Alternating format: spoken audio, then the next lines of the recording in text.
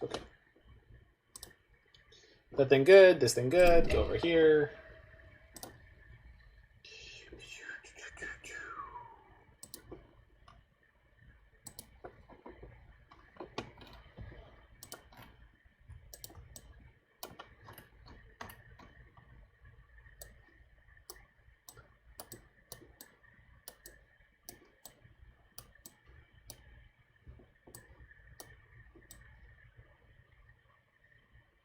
Alrighty, folks, it is time for the return of the Sky Noodle deck. We're actually going to play 2 Sky Noodle decks back-to-back here.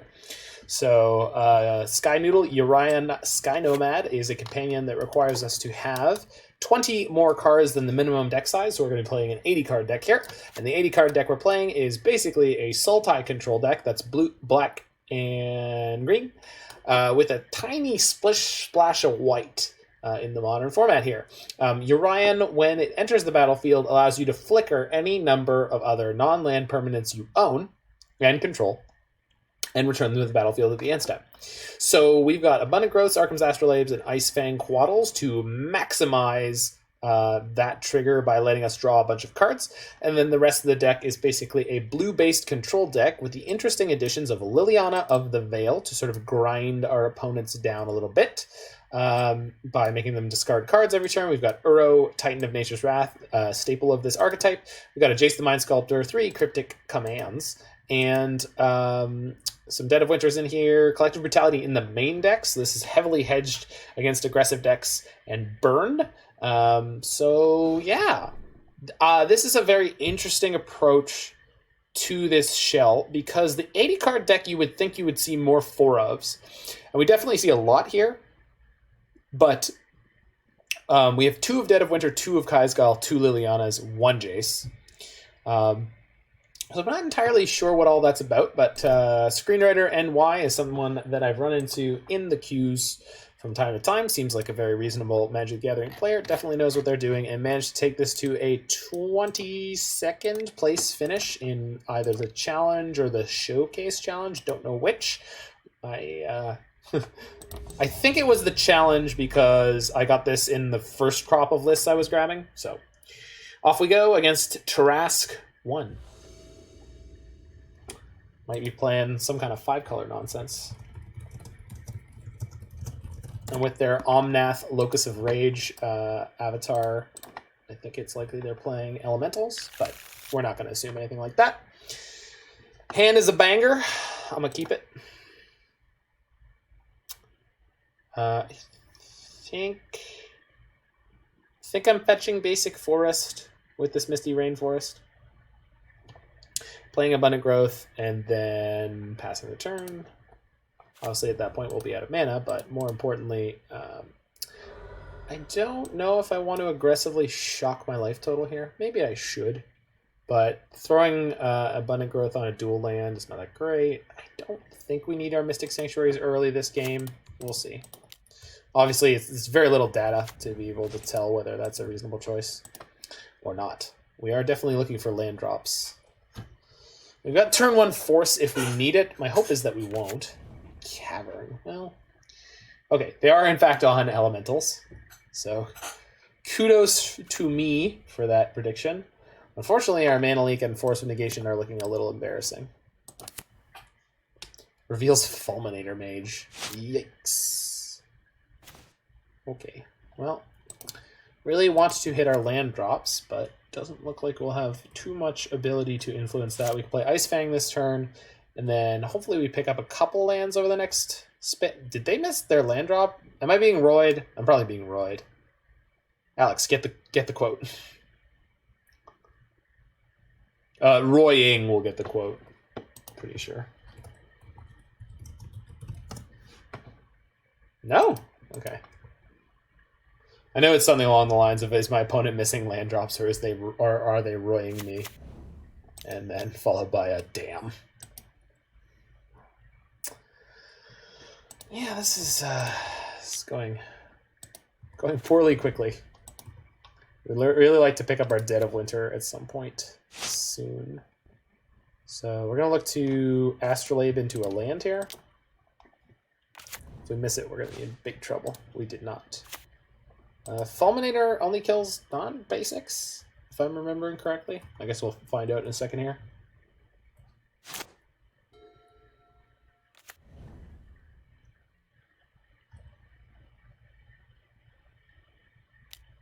Tis the quote. Good.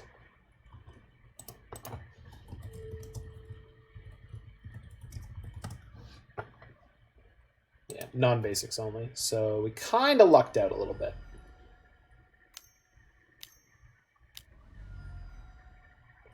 Yeah, it's a Risen Reef. So Risen Reef lets them look at the top card of their library each time an elemental enters the battlefield, and if it's a land, they can put it directly into play. It's kind of like Uro. Obviously missing some of the elements, but...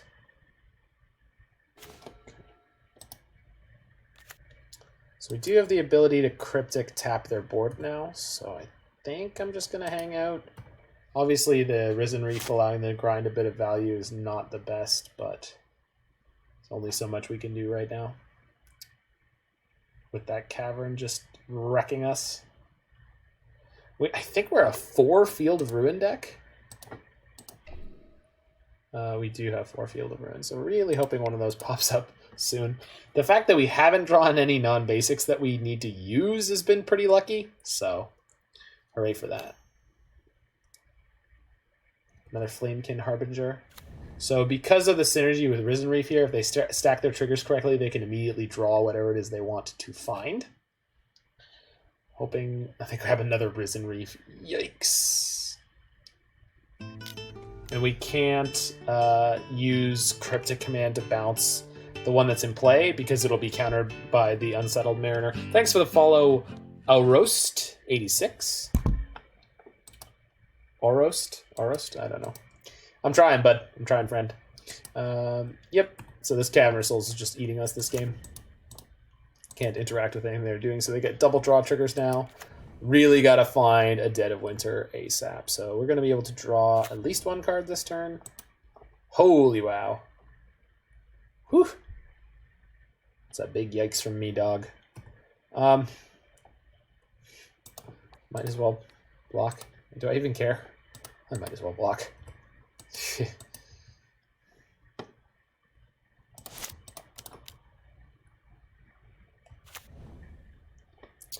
Well, that's something. And by something, I mean a target for their Fulminator Mage. There we go. Problem is, they hit a second Cavern of Souls. So, not as useful as one might think. I think we're playing Uro this turn and just kind of conceding the fact that we might just get beat up by Fulminator Mage. That's an excellent pickup for next turn. So we're going to be able to wipe their board and keep all of our creatures, which is good, if you were not aware. Okay, so actually we might be in okay shape here. We'll see how devastating this next turn is, but assuming that it's not too bad, we're going to get to -6/-6 their whole team, or better. Of course, this could go really badly right now. This is so much value. They could play 2 more Flamekin Harbingers here, but I think also they could get the Lightning Stormcaller, something like that it's called. Ooh, we got a bunch of viewers in here. I don't know what's going on, but I'm a big fan of it. I know, Ebenik, EBI Nick, Vesper Lark. So much value. Can't even. So many cards.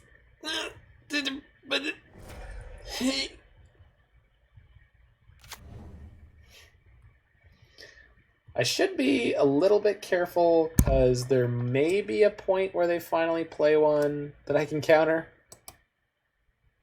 Depends on how the rest of this goes. Good lord, the value. We drew 0 Fatal Push. We drew 0 other pieces of permanent interaction. No Assassin's Trophy till this point, but not to be dissuaded. We're sticking in this. Is this Fulminator? That's fine. So we are going to get to wipe their board here. Obviously, they're going to have 9 cards in hand, so that's not great. But you know, you take the good with the bad, you take them both, and there you have the facts of death. They take out my Field of Ruin. That's such an interesting play. They're more worried about the Field of Ruin than the Field of the Dead. They don't want to lose these caverns. They've got 3 caverns and still having a concern. But I'll take it. So they have to discard to hand size here. So it's not the worst. That's good when they start rebuilding. Okay. Your board goes away now. Ice-Fang Coatl's not really going to have any effect against a Lightning Skelemental if they're able to bust one out here. So Liliana seemed super clunky and awkward in this game. Is this your... Yeah, there's the Thunderkin Awakener. So when they get to beginning of combat, we definitely need to kill this. Of course there's 2. How could there not be 2? So it brings back a card until the end step. We're going to kill one of these. It could get the other one, but then the trigger won't function for the first one, so... Get out of here, you nerd. Alright, you get 1. Everybody gets 1. I think it's Risen Reef. I would assume. Vesper. Oh, right, because the Vesper Lark's going to bring back something else permanently at the end of the turn. Interesting. Neat. Neat, neat, neat. That's very cool. What else do you have? Unsettled Mariner. Sure. And an Aether Vial. Well, I could, like, force that, in theory. It's not. I don't think that's a big payoff, so we're not going to do that. They get to draw another card here. Hopefully can hit some more land, I think. So we can play Uro. Assassin's Trophy doesn't seem particularly rewarding. I really want to kill the Thunderkin Awakener more than anything else.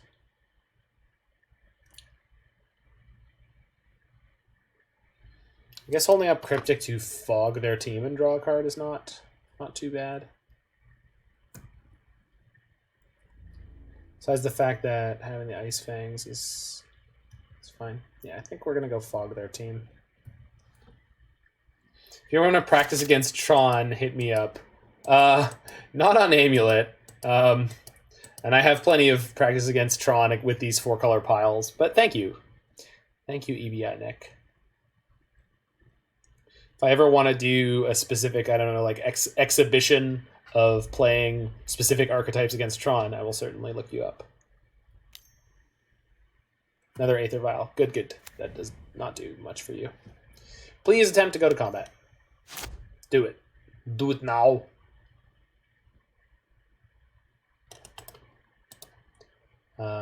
We have an okay sideboard in this matchup. Wait, do we? No, I think we just have an okay main deck. I mean, I think we're bringing in Ashiok, but... Shriek Maw. Hardcast. Yep, that's a card. Goodbye, one of my Ice-Fang Coatls. Bloop.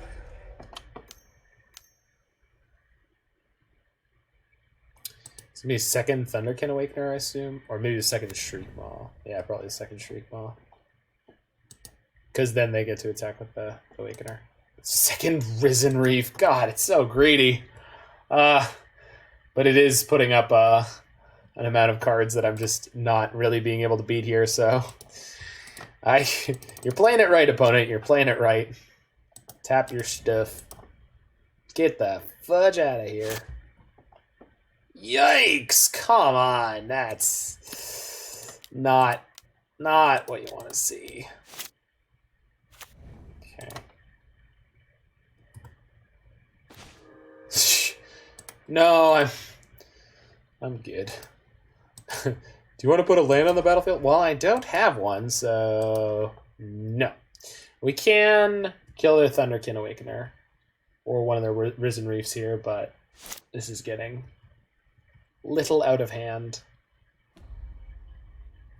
Just a little land light here. As we've been going through this, we have all these cards in our hand, but we just can't cast them. Can't cast them all. Oh, this is Skelemental. Yeah, that's really bad. I think maybe post Dead of Winter, when they actually had cards to rebuild, that was the point for concession here. What is this? Another. All right, I've had enough. I'm good. Goodness gracious. All right. Definitely want the Ashiok. Not sure what we're cutting here. Probably just Force of Negation, as I think it's only effective against their Aether Vials. It's possible they sideboard in some stuff that I wanted against, but I cannot imagine what that would be. They're not a combo deck. Thoughtseize seems pretty bad. Yeah, I think we're just good here. Whew. Brutal. Just got spanked. If any of you new wonderful people who are wandering through want to have access to our deck list, you can always just type !deck in the chat, or check out the Stream Decker widget, which should be on your screen if you are on a desktop computer. Hand seems reasonable. Yeah, it's fine. Nothing to write home about, but you can't mulligan to a turn 1 Astrolabe. So hopefully they don't have the rockin' like triple Cavern of Souls natural draw. So we're just going to play Misty Rainforest out on turn 1, and then sit with that and see where we go. Brutal Mental, exactly. Brutelemental. Yes, there you go, Brutelemental. Good pun. Quality punsmanship. Or punswomanship, if you prefer.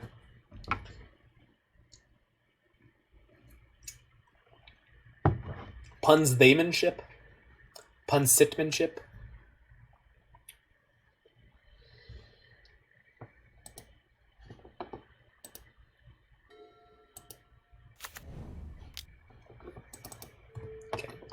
I'm going to go ahead and get the Zagoth Triome, the Tri-land from my mana base.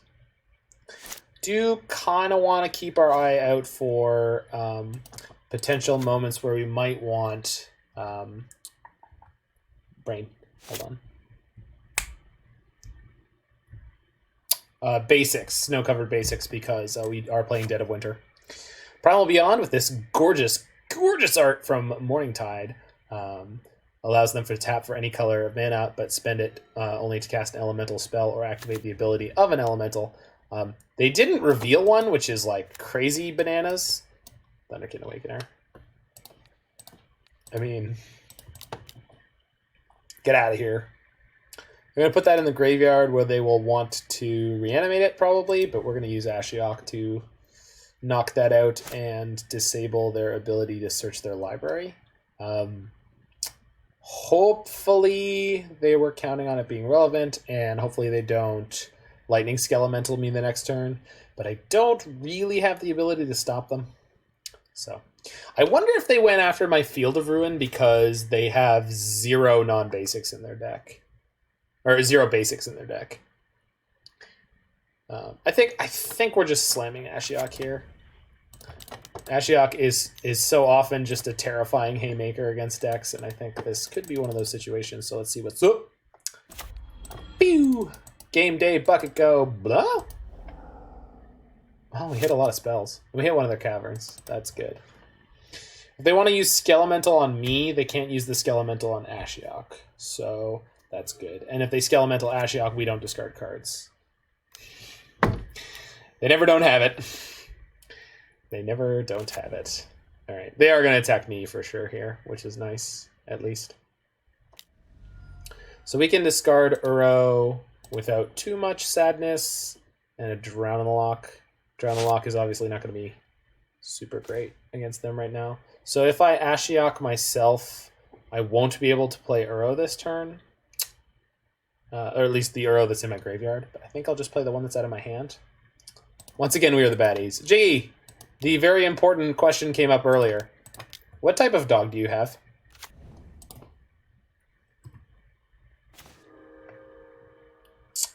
Okay, field and breeding pool. Okay. I think I can double field them next turn, so I'm gonna be okay with that. And or I can't play our Uro. I wonder if I should have exiled their Lightning Skelemental. Holding the Drown Loch to try to get it to be alive feels like what I want to... Jeez, it's just another natty Skelemental. Yeah. Alright, well, we're going to double field them this turn, and hopefully that'll be valuable. So, we ended up in a spot where it doesn't matter that I didn't cast the Drown Loch. Or, sorry, it doesn't matter that I didn't words. Okay, so we can get the Uro back and put Drown on top of my library. Or we can... I think I'm supposed to double field here. I really do. Just knock them off 2 Primal Beyonds. I don't think they're playing any non-elemental creatures.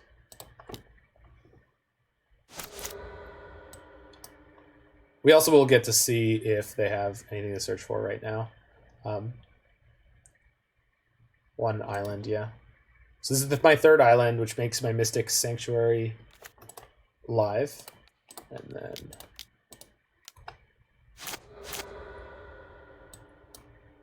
we'll get the forest. Can I play this? I can, okay. I'm gonna mill myself to try to get better spells for me to reset for next turn.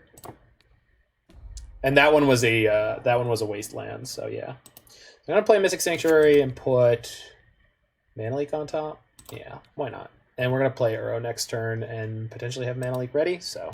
No, we will have Mana Leak ready, so... Should be the game win there. Let's see. I don't know how good their 5 cards can be here. German Shepherd Pitbull mix, beautiful short blonde hair. I have beautiful blonde hair. It's not short, but I'm always told it's blonde. I don't actually believe people that say that. Okay, so... I think we're okay here. I think I can play Thoughtseize against them because I think that game was indicative of the fact that they're not playing Veil of Summer. Because they're just, I don't think their mana base can support it. So let's get these Thoughtseizes in here and see if we can continue to fun police them out of this. It is, though. Well, I consider this to be dark, or like a light brown. Like, for me, blonde needs to have a little bit more yellow whitiness in it. That said, as if anyone's not aware of it, I have limited color vision. So I did a physical for my job at one point. And I found out that my color vision is lacking in certain colors. So, okay, this hand is not great, but turn 1 Thoughtseize seems like it's where I want to be to stay alive. And we can get to turn 3 Ashiok that way. That is a tremendously good pickup. I don't want to take all the damage for it, but I think I might have to. So we go Shock this turn, and then Fetch or Shock next turn.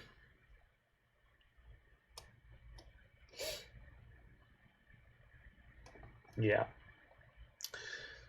Puts my colors in a good place, so we just have to hope that the Thoughtseize offers enough disruption that we don't get... Holy crap, their hand is awful.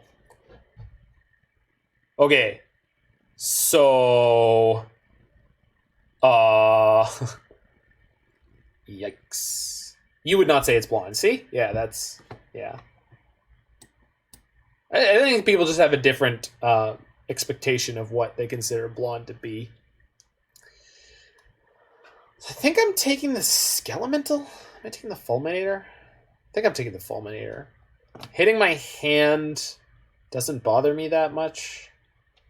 Hitting my lands does. So I'll probably have things I can toss. Skelemental being a lot more damage is worrisome with my mana base this game. Okay, let's take the Skelemental out. You don't need to see colors, you just need to see mana symbols. Well, it's funny because it never came up in my life until I had a medical examination where they were checking my color vision.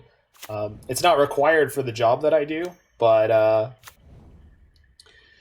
they were checking, and turns out I'm missing a percentage of some colors. So, okay, we're gonna shock this Hallowed Fountain. No, I'm gonna play Prismatic Vista here. This will get me the blue that I need for Ice-Fang Coatl. So.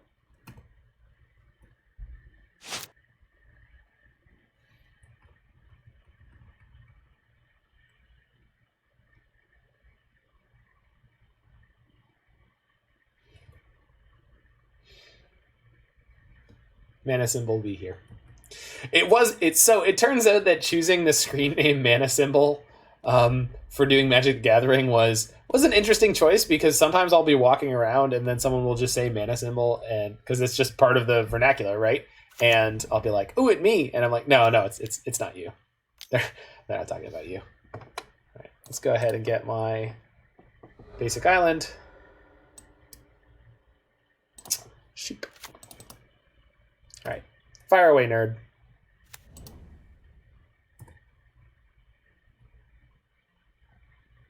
Really? You're not interested in... Okay. What if I Ice-Fang Coatl? Are you interested now, opponent? Alright. Apparently they were. I don't know. We're light on green mana now, but that's okay. So we're playing Tar Pit or Hallowed Fountain this turn. I'm going to play Tar Pit because it's guaranteed come into play tapped, whereas I can shock the Hallowed Fountain. We're just going to leave Ice-Fang Coatl back just in case. Gonna do that at tournaments. Thanks, Alex. I can always count on you to give me extra in my day. Well, they got triple Aether Vial. Oh, you're cracking your Sunbaked Canyon? No kidding. No kidding. No play here is ideal for us. That's a reasonably good pickup, too. So I think we're just jamming this Ashiok. Hello! We're going to mill ourselves. Exile their yard. Still keep the Ice-Fang just hanging back on defense here. I just don't think there's any particular reason to get frisky with them. The Ashiok cuts off things like their Flamekin Harbinger, so it's nice to have here, and Exile in their graveyard's important because they do have a bunch of synergy. What was the Omelet Titan? That's just what I call Amulet Titan, because if you didn't catch it at the time, Saffron Olive always called it Omulet, which I thought was ridiculous. There's no point in blocking this Skelemental, so we're just taking the hit here. I don't think I want Trophy against them right now. Well, definitely discarding this excess Uro, which I can't even cast. And then probably Trophy.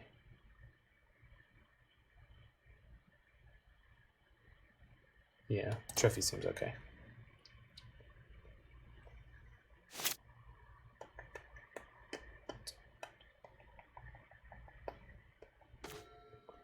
Okay, so we have an Uro.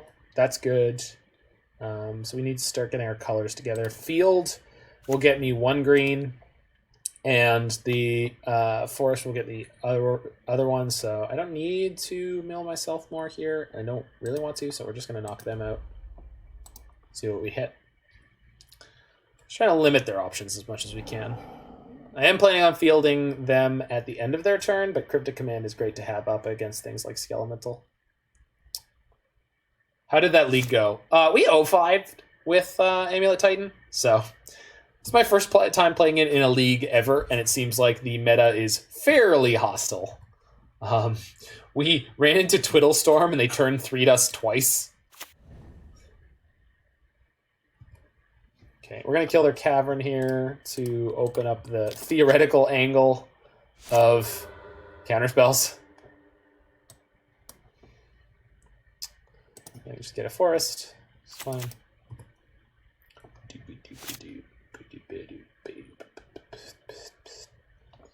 Okay, so if we Uro, we don't have...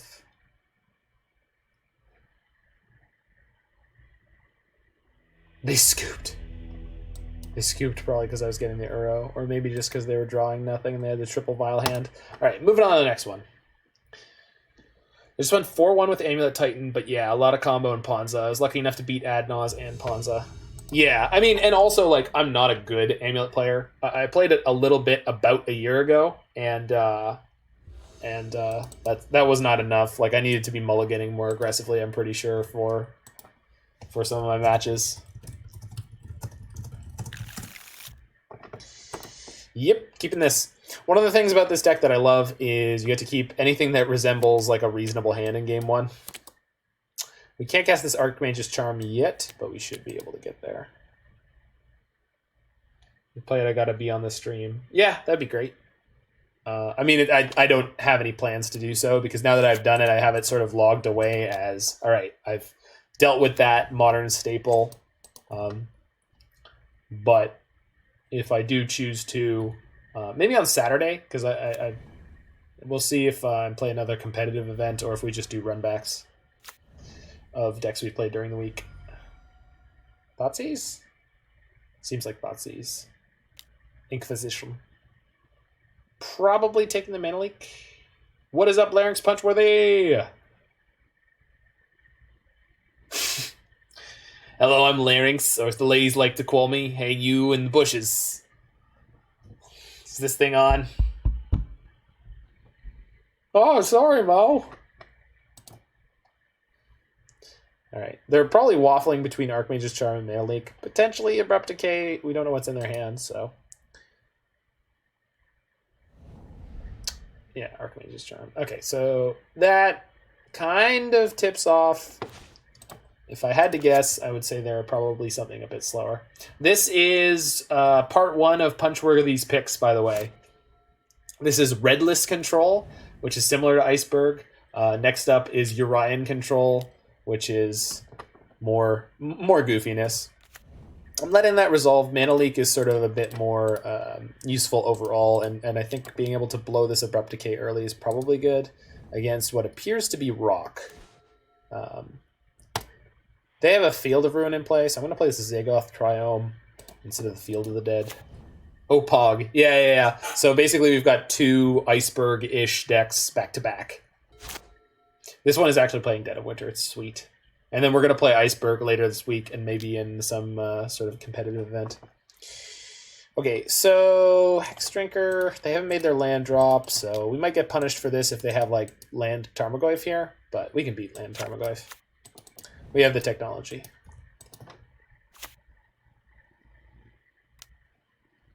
Just,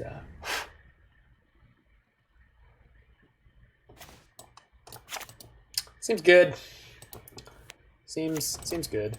Any deck that's playing Jace the Mind Sculptor, by the way. And I love Lawson Zandy, but sometimes that kid. Anyway, he was going off a little bit about Lurrus before the companion change, and even after the companion change, he was like, oh my god, all these cards that were soft banned in Modern, they're all free again.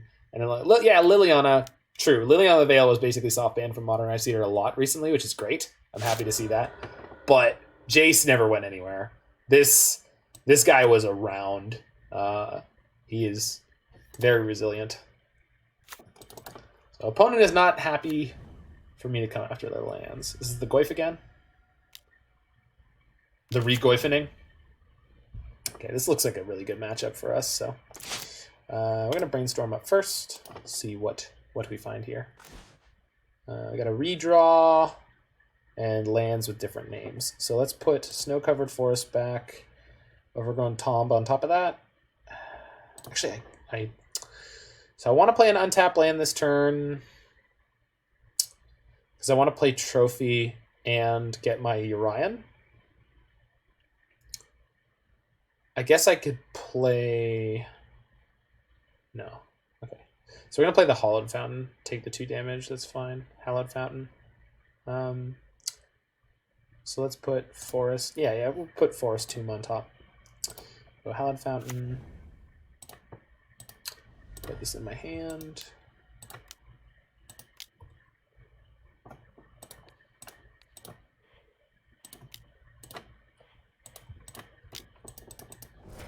Could upkeep it, but I feel like the potential for shenanigans is higher there. Maybe this is fine, or maybe this is...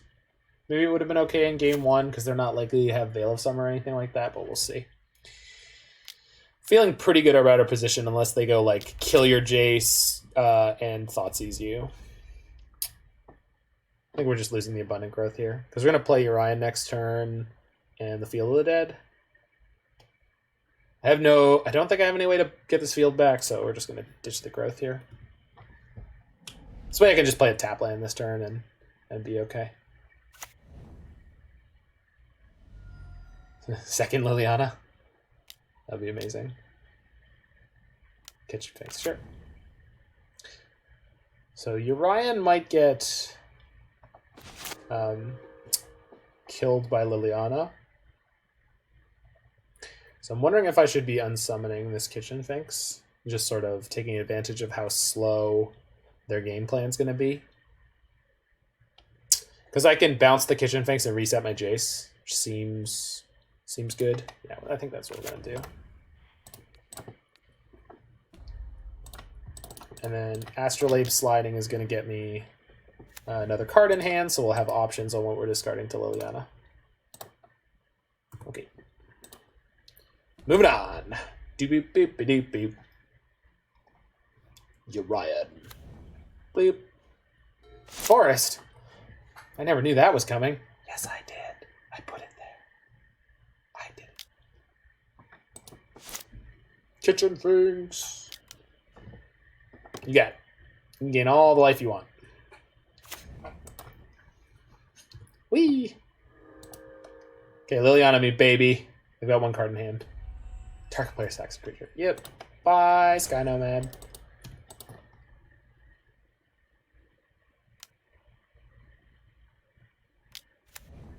Tarmogoyf. That's a big boy. That's a hefty chunk. Alright, we're gonna main phase Ice-Fang Coatl because we're gonna brainstorm afterwards and I would like to go deeper in my deck. Okay. Brutality does not kill either of these creatures. Another Ice-Fang is great. Abundant Growth also good. So, I did not play a land yet this turn. Correct. Cool. So I'm going to play 1, 2, 3 this turn. I have 1, 2, 3, 4, 5. I have 6 different land names. So I think I'm putting back these 2 because I need to use all 5 mana. So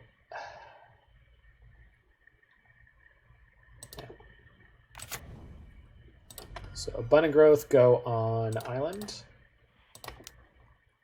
Sorcerer Spyglass naming Karn versus Eldrazi Tron empty hand. They top deck the Ugin. Yikes. Brutality kind of sucks here because it just makes the Kitchen Finks flicker. But I think that's where I'm at. So might as well. Might as well jump. Just go ahead and jump, man.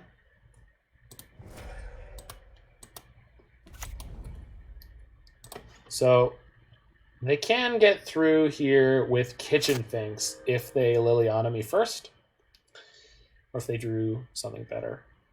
They've actually effectively ground me down, so we'll see what happens. Getting a trade for their Tarmogoyf wouldn't be the worst thing, but they'll have a Liliana left. I guess that edicting with the Liliana is like, ooh. Yeah, okay. I do get to get a snow-covered swamp here, which is going to trigger my Field of the Dead. That seems good. Start getting zombies.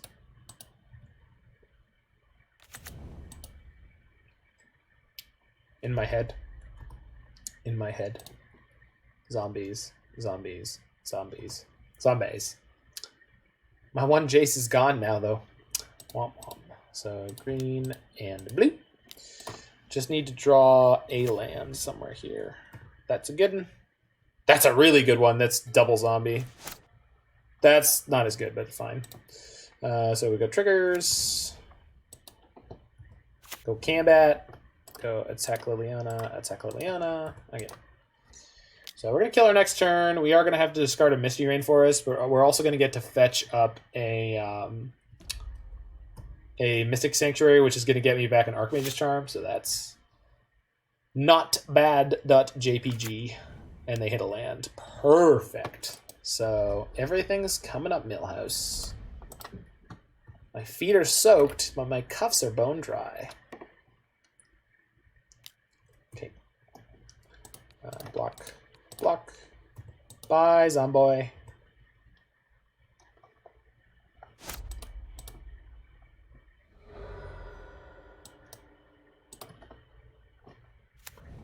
Oof. So many zombies.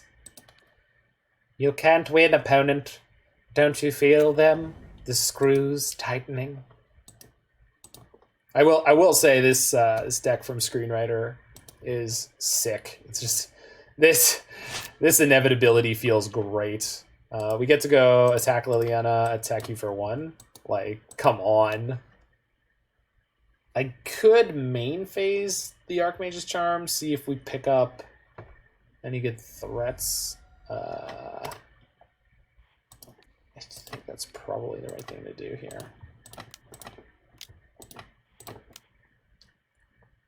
Okay, just got to be a little more clock conscious as we move on. That draw was insane.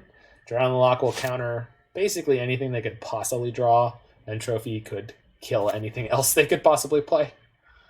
Peatland. Peatland. Holy crap. What a phenomenal card. Alright. Nothing? You got nothing? Alright. Seems alright by me. Kaya's Guile. Sick. Beat him up.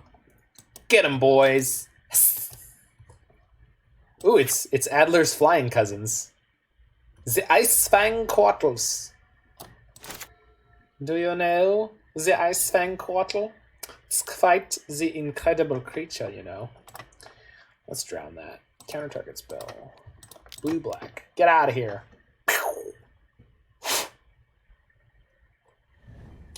Get the fudge out! That was a land. Nice. We have enough mana. Entwine Kaya's Guile.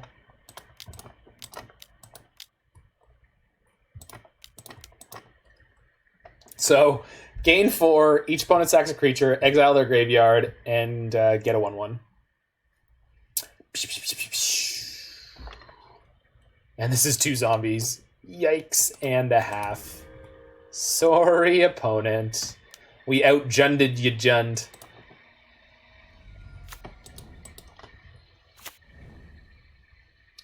My deck is an abomination. Phew. Yikes. No mercy. Come on, a little mercy. We're going to try to kill them as quickly as we can. 6, 7, 8, 9. So, not yet, but soon. But soon, and for the rest of their life. Holy crap. Alright. Alright, I'm sold. I don't like the lack of Ren and 6, but I love everything else this deck is doing.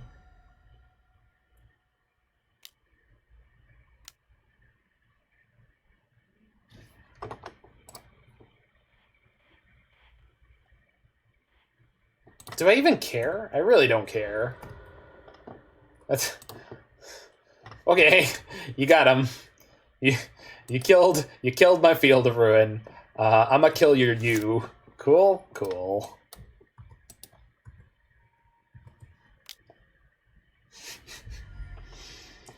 What a silly opponent. Okay, so we're against Rock, so we definitely want Veil of Summer. Should be able to mess them up but good with my gal. And then Ashiok seems like it could be okay. Let's see what we got. So Force is... it's fine, but 2 for 1ing yourself in the attrition matchup is usually not where you want to be at, and Brutality is definitely not so good here. That's definitely for a much more aggressive type of matchup, and definitely don't want to cut any fatal pushes against the Tarmogoyf deck. Maybe one Drown Loch because we're bringing in Ashioks. I think that's probably fine. I could take out the other 2 Drown Lochs for Thoughtseize, but generally speaking, I think we're okay here. We do want to be conscious of the fact that they could have Veil of Summer here too, and we're playing both blue and black, so we'd like to remain as lightly vulnerable to that as possible. Does your deck that's predominantly blue-black fold to Veil of Summer? Only slightly. Only slightly. Hand is fine. Not great, but we do have a lot of cantrips in the deck. Let's just really quickly... How many lands are we on? It's 32, right? 32 lands. Yeah, I'm gonna keep this. It's not great, but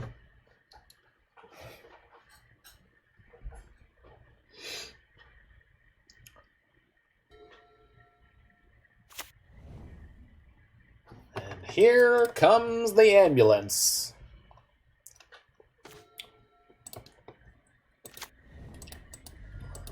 It's a beautiful day here in Oakville, Ontario. Playing a little bit of a wacky four-color deck, Large Punchworthy in the stands, watching, waiting, enjoying the suffering on both sides of the battlefield.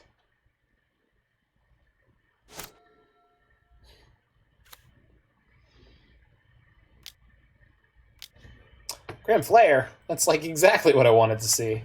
What's the converted mana cost on that thing that you played for 2? Is it 2? I don't know. Whatever. Let's just see if it works. Hey! Okay, so I can play literally 1 card in my hand. But I'm like real close, right? I'm like totally gonna make it and not lose. Yikes! Okay. Really need to draw another green or black. I think we need to do this. Most fetch lands kind of get me out of this, so oh boy. Double yikes! Okay. Attack for 1. Pew pew pew pew!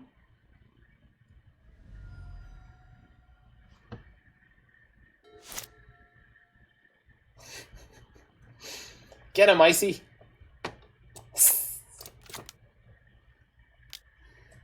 Another Grim Flare. Oh god. It's actually threatening. Oh no no no. I was like, don't also play a Tarmogoyf, please. That'd be a bad scene. Holy crap. Alright. Well. Kept 2 lands on the draw.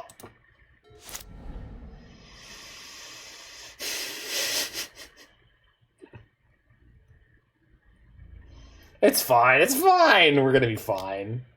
The deck is just making sure that we're paying attention.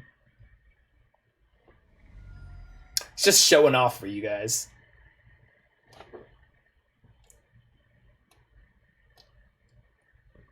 Come at me, buddy. Come on, Grim Flare.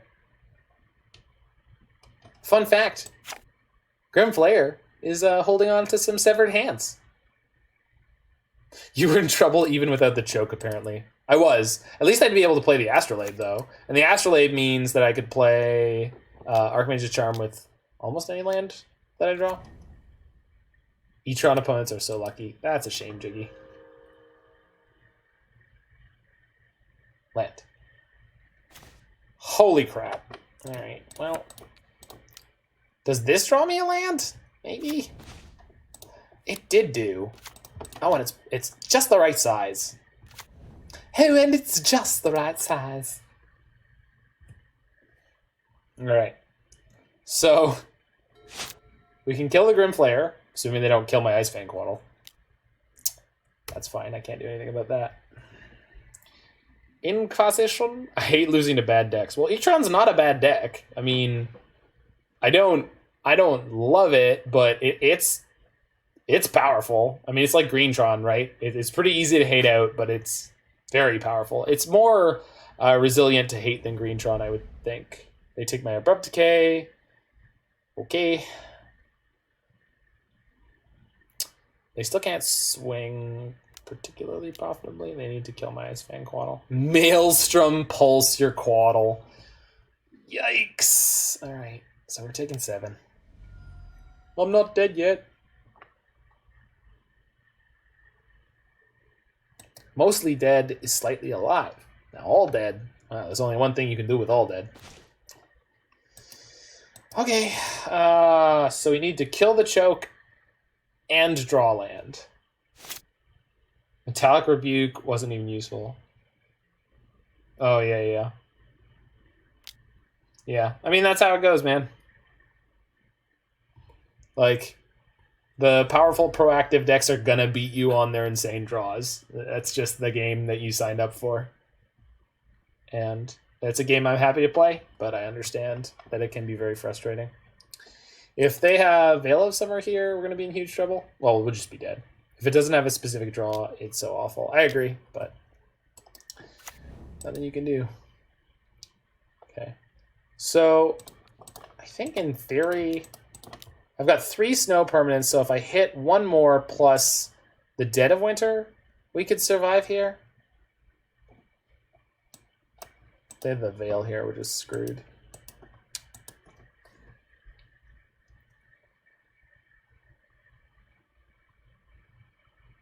No, but I'm not drawing 2 cards, so I think we're just dead. Do you have a good 235 ticks maximum deck for Legacy? Not off the top of my head, no. That's a pretty specific ask, friend. I think this means I'm dead. Oh, God, that's such a shame. It's so close. All right. It's cool. We stumbled and died. We'll be fine in game 3. Otherwise, no longer Prison Red. I mean, I am not... I don't subscribe to playing any deck exclusively. I never have. So I was jamming a bunch of Prison. I had a lot of fun with it, and then I moved on. I'm moving on to other stuff. So we'll probably play a Red Prison deck again. If someone wants to give me money to do so, I will definitely do that. Yeah, turn 2 Ice-Fang Coatl. We actually have 3 lands this time. So, should be all right here.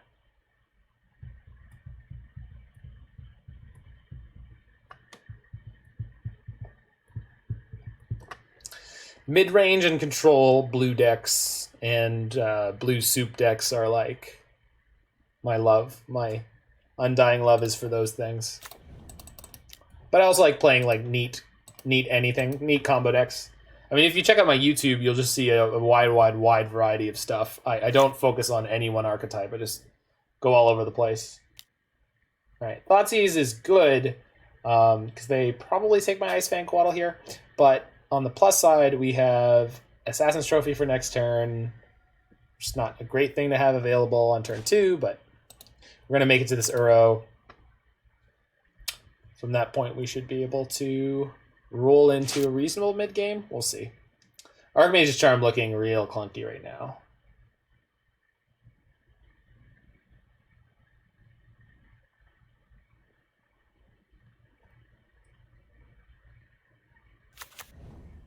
Treetop Village. All right. Fair enough.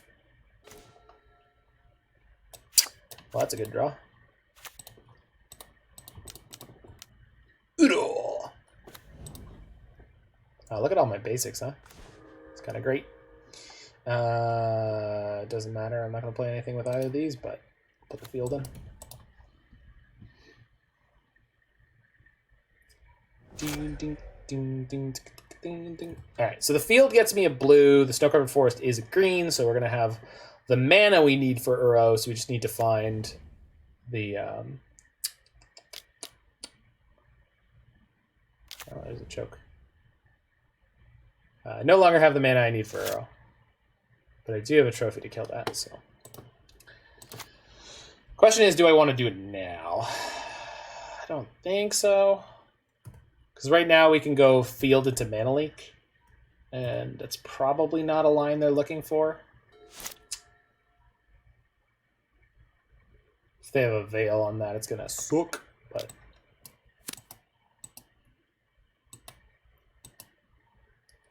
I mean, that can kill me eventually. I could also steal it if I find all the colors I need.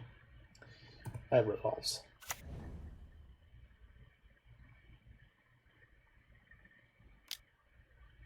Sure.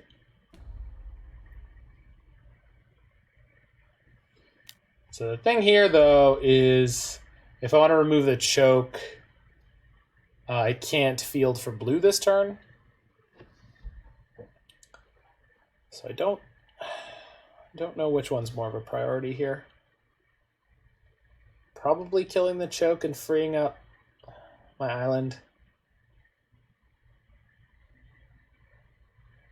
The good news is the Trinket Mage is a super overperformer. Yeah, it looked really sweet in Mr. Raeb's deck, and when I played it, it felt pretty good.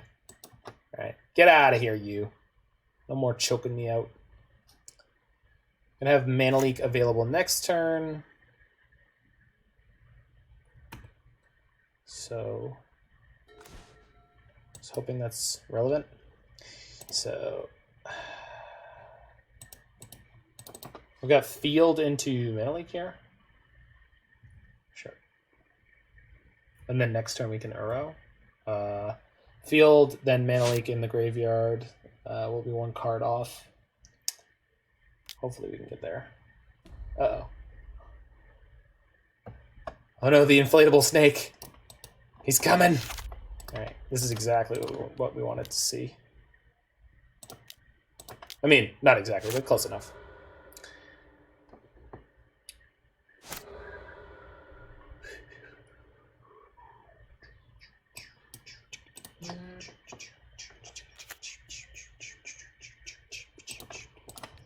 All right, get out of here, Lily. Get wrecked, nerd. I guess the safer line would have been to put it all on the stack at once, because then they wouldn't have the green open for a Veil of Summer. But it seems like we've dodged that, so. Okay. So Snake is going to get to inflate to full size next turn, or it would have. But now we have this Cryptic, which we can use to bounce it, which seems pretty mana efficient. So I think I'm going to do that. Oh, no, it's already gotten big enough that it has protection from instants. All right. If I Uro, I don't have the green or the blue for the other Uro. I think we're going to sit and hopefully we get to Archmage's Charm or we get to Cryptic. We definitely get to Cryptic if we want to. And in order to pump this Hex Drinker all the way up, they have to use all of their mana, which is fine. Just attacking. Fair enough. I will take it. Ouch. Go to 15. Oh, yeah, Jiggy. I saw them post about your deck in the Urza Thopter Sword Facebook. So people are definitely a fan of it already. Okay, counter draw. And this gets me to Uro next turn, which forces them to take their Hex Drinker all the way up, or, yeah. Yeah, all right.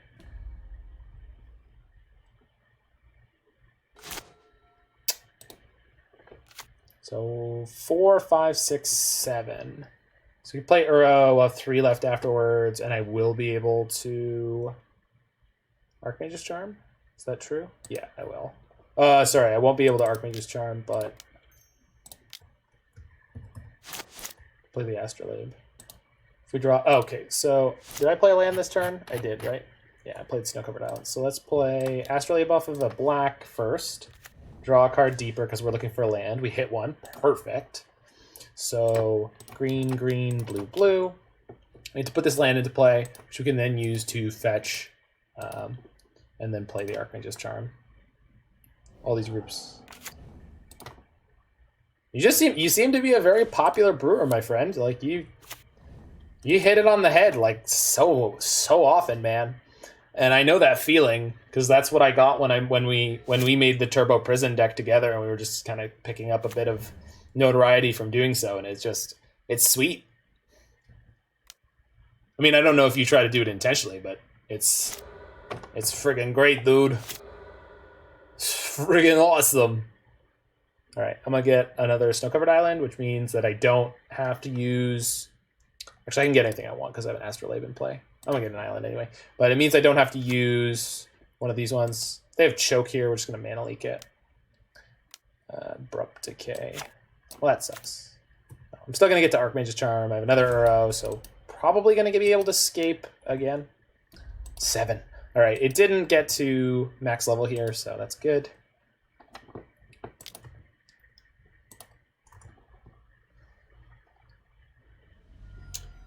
What's the list y'all are talking about? The turbo. Jiggies. Hold on, I have a link to it. Unless Jiggy has it faster. Hold on. Yeah, it's this one. Yorion, Kinnan, Urza.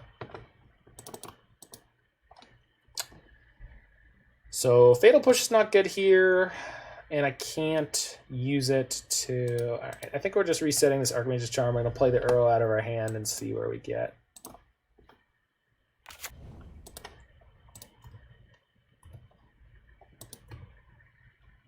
I'm just saying I want to be there when Jiggy's brewing decks because I want to be part of the magic. That Jig magic. Oh, there we go. That's a banger. Cast with Entwine. White. Black. 1, 2, 3. Okay, 4. So we're shields down on the next turn, but we do get a 1/1. If they have a choke, we're going to get beat up a little bit, but we should be able to draw out of it. Fingers crossed. Well, yeah, that's fine. I don't care. I got enough value.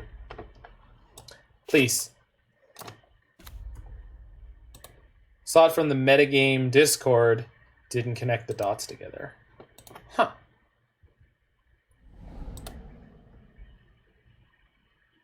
Wait, like people were talking about because I'm just surprised that people found it, right? Like I know he posted it on Goldfish, but like I don't know. I don't go like randomly trolling Goldfish for deck lists, but I guess some people do.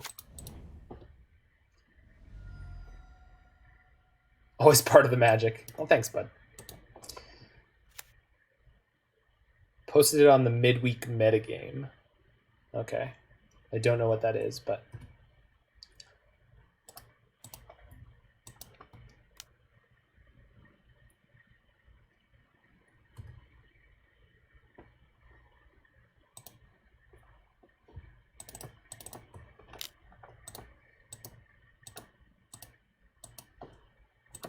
having the spirit token is actually kind of great because if Liliana edicts me, I just lose the spirit token, which is fine. We've got Archmage's Charm, Fatal Push, Mana Leak here, so we're in good shape. We still haven't used our... It's a podcast with Yellow Hat, Harry MTG, and Get Smart. Ooh! The Gabriel Nassif? I've loved that guy since I remember him playing Ponza on Pro Tour Mirrodin? Or I guess Pro Tour Darksteel. Played Ponza against Cloudpost. I think he was on Ponza. Ponza at the time was mono red with Arc Slogger. If you've never seen the card Arc Slogger, you are in for a treat. Bob, well, that's fine. Love that guy. Bob Meyer Jr., everybody. Now entering the battlefield, and just tremendous applause for the return of this titan of the game. Oh, Fatal Push, sending him off to the graveyard. Yeah, hate to see it. Okay. Oh, that is a sick draw. So for anyone who's not aware, the way this works against persist creatures is fun.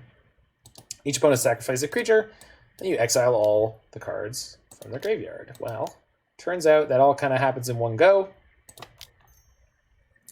which means, oops. Didn't I? Oh, I see what happened. Freaking Astrolabe trying to be helpful.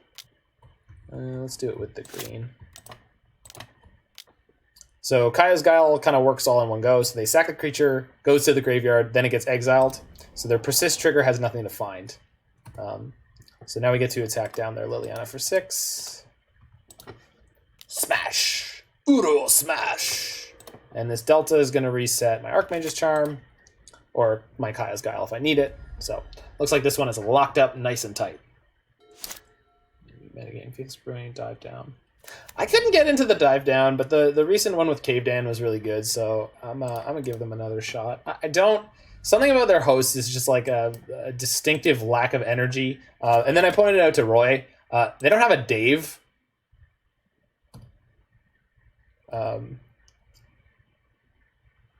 Faithless Brewing is amazing. Those are my guys. But Dive Down doesn't have a Dave. It doesn't have a guy who's just kind of sick of everyone's shit. And that's not really who Dave is. It's just like he's got this really, really like wonderful big old man energy.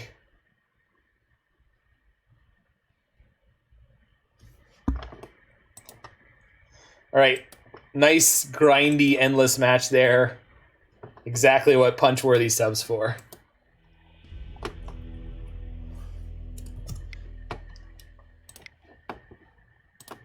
Someone, Mare Bear, set a reminder that I need to throw the oven on during match 5 and throw my quesadillas in so I can have some food before my last league.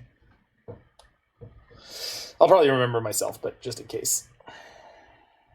Homemade quesadillas.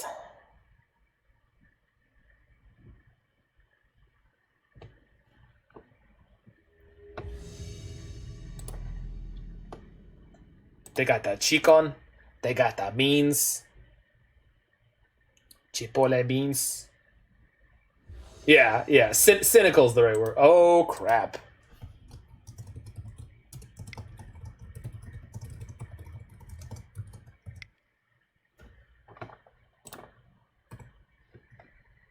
We're on match 3, so after the one after the next one. Hey, Roy. Welcome. Okay, Batsu Tinha usually plays some variety of blue heavy control. It's not a great keep, but I'm going to do it because we're on the play. So we get to these Force of Negations before he's likely to be able to play something like Jace. Or not Jace, Teferi on 3. That said, it's going to be a hard one. I think our deck is like a control deck that's better hedged against some of the aggressive decks because you don't have to play things like Path to Exile, but he's got Teferi. Teferi is the yikes. Overgrown Tomb. Okay, this is kind of good for us, maybe? Maybe could be kind of good.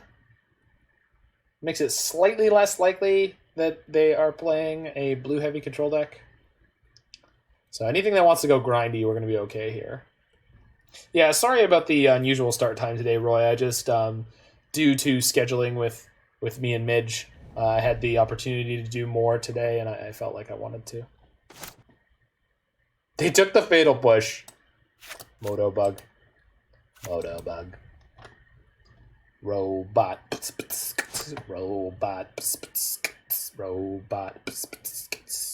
And thanks for reading the thing that I sent you. I already made the recording, so it's going to be going up to YouTube. It was edited from the version that I sent you a little bit for some amount of clarity and what have you. So I ran it by Cape Dan, who was super helpful. No. Shoot. Okay, so I should have a Zagoth Triome in play right now. I don't. I goofed. We're just going to play this Uro. We'll get a Snow-Covered Island. We'll be fine. And then this Delta will get my Zagoth Triome, so it shouldn't end up being too much of a loss here. Triggers. Oh, and Roy, you also missed the 05 Amulet Titan League. Whew. That was a time. My dude, Bug Fables, is killing me. Bug Fables is hard. Even not on hard mode, that game is a flippin' savage. All right, take it.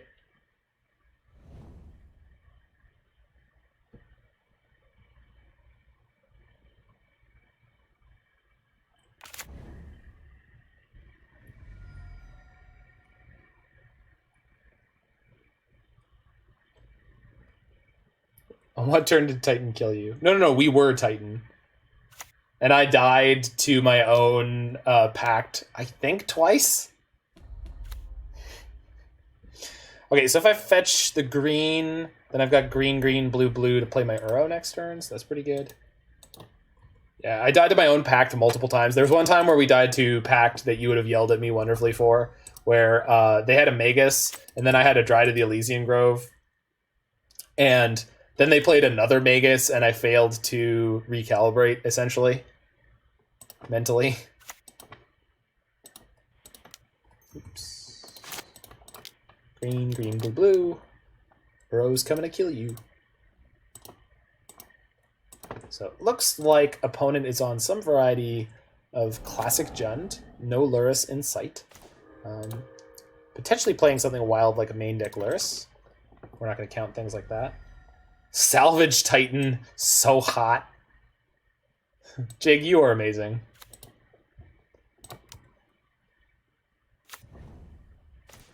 Oh yeah, so the person I saw post about your the Jiggy deck, the new Jiggy deck, the Jiggy Yorion deck, was like, oh my god, knowledge pool in the sideboard. Can you believe it? Oh my god, they went totally John Travolta on it. No, don't do it. Oh, Salvage Titan. The Jund 5-0. You mean a 3-2? Yeah. It's a nice record to have when you can get it. Okay, so we're in a bit of trouble here. It's not too bad, but we got the Jund Dream Team in play. That's a good pickup. Not a great pickup, but a good pickup. Do I want Yorion in my hand?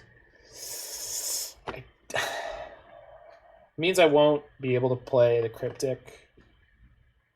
But I can draw 2 cards with it next turn, so I'm pretty sure I do. We'll be able to play Force of Negation here if they play a discard spell, just hard cast it. So there is a chunk of possibilities where this is a good thing to do. If they activate Liliana, I think I'm discarding Ice-Fang Coatl. No, not Ice-Fang Coatl, Force of Negation. Pretty sure we're discarding Force of Negation. If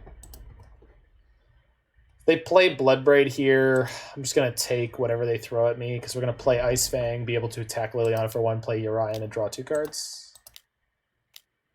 Yep. Well, we'll see what they flip here. Ran 6. Yes.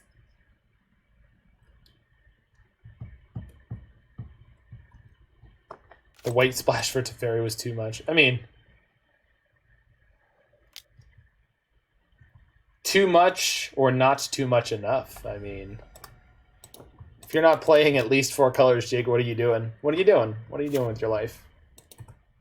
I just, you know, just seems like a punt to me. Okay. So attacking Liliana here means that Ren 6 will be able to ping down my Ice-Fang Coatl, but they can't do that and Edict my Yorion, which is good. Oh no. Okay, good. I was like, did I miscount? I did not. So I will have enough mana to cast Mana Leak here. Or potentially if we draw Assassin's Trophy or Abrupt Decay, that would be sweet. Nope. Alright. We got an Uro coming out next turn too, and we're at 20, so we're in a good shape. Picked up enough value here that the Liliana uptick is basically value free.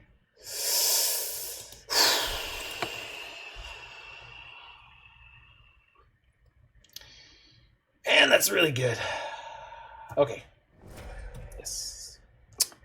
We'll be fine. Maybe. Probably not, but it could be. Alright, what do you got, nerd?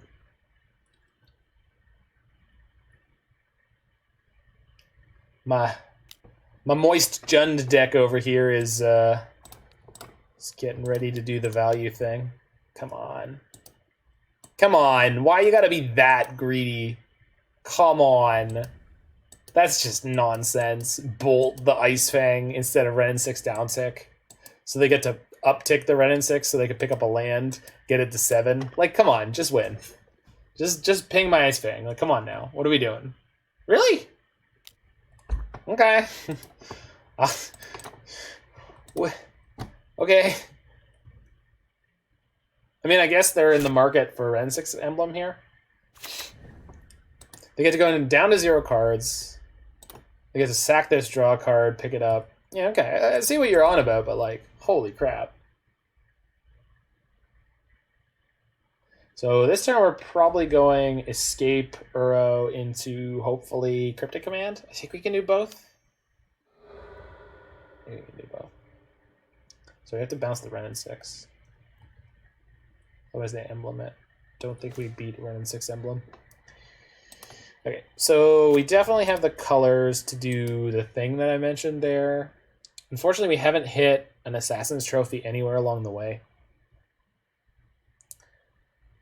So, but at least get some chunk of the pressure off of us here.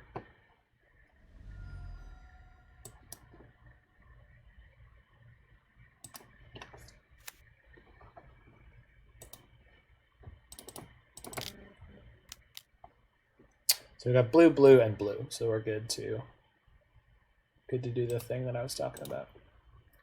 Good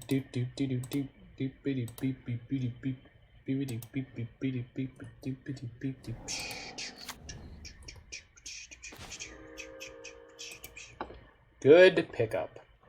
Okay. So we get to keep him. Let's play Abundant Growth. Here, I guess. Sure. In response to the Lily uptick, I mean, it would be if that's something that we thought that they would let us do, but I don't.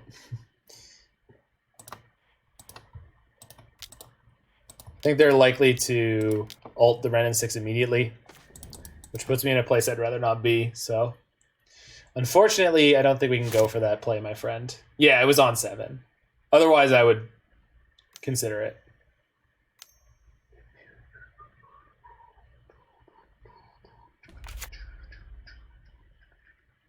They are in a bit of a tough spot. They have to choose whether they want to sack their Lily here or not.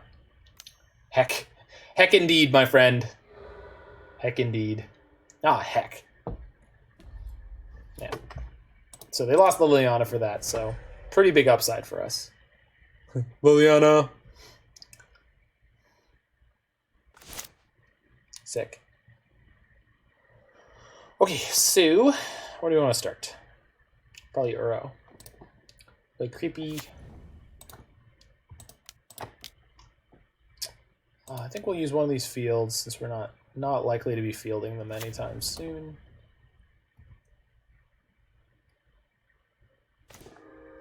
That's cool. Yep.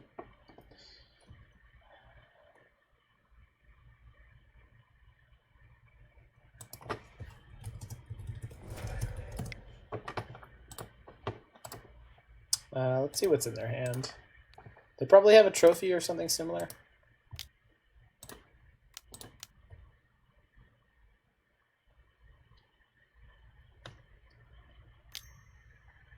Bolt me? Sure. Oh no, I'm at 22. Oh my god, it's all lands. Beautiful. Love it. All right, let's just play Uro then.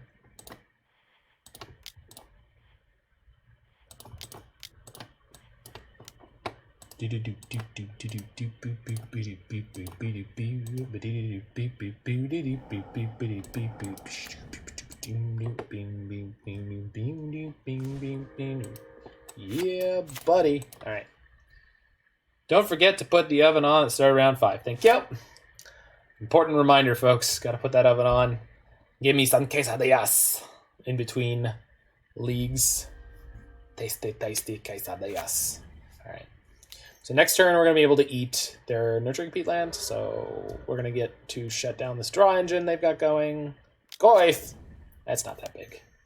We can make it real small. Okay, we can make one of those real small. We can just kill them both. We are about to ruckus them. I don't feel good about this. I think I'm going to be sick. Holy crap. Oh, wait, that was supposed to be on a Goif.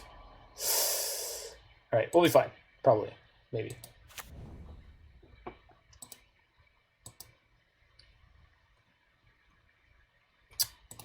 Let's see if they group block me. So first we're going to go ahead and do this. Draw a card. I completely screwed it up, but we should still be fine here. I think they'll block me.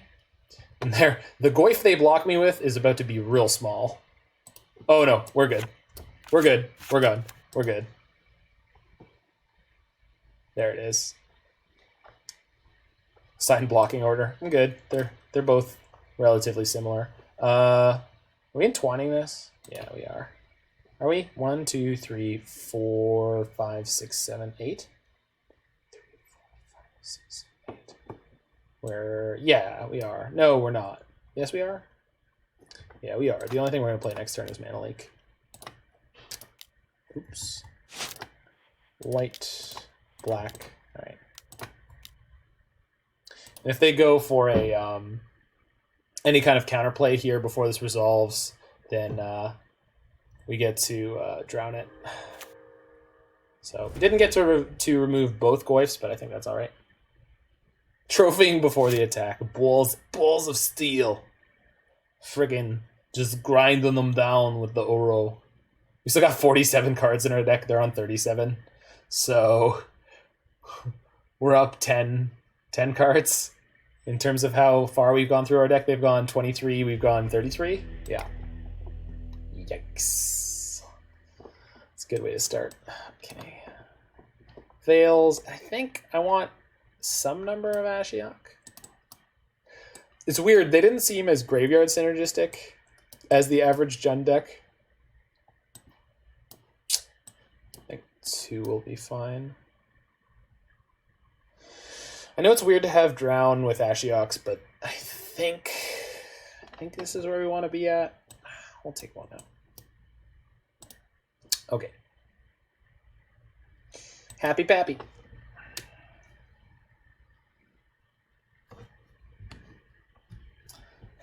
We need to get the Bender style list of Amara's favorite words. Some of them rhyme. Heck, snack, spooter.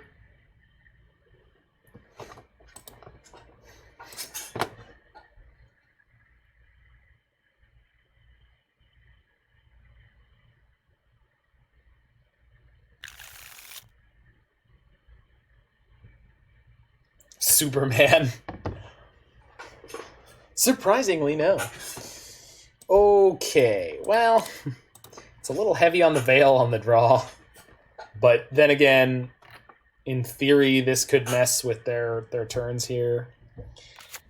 First Misty can get me... that's pretty good to see. First Misty can get me a breeding pool. That's perfect. Okay. Good shape. One good veil deserves another. Oh.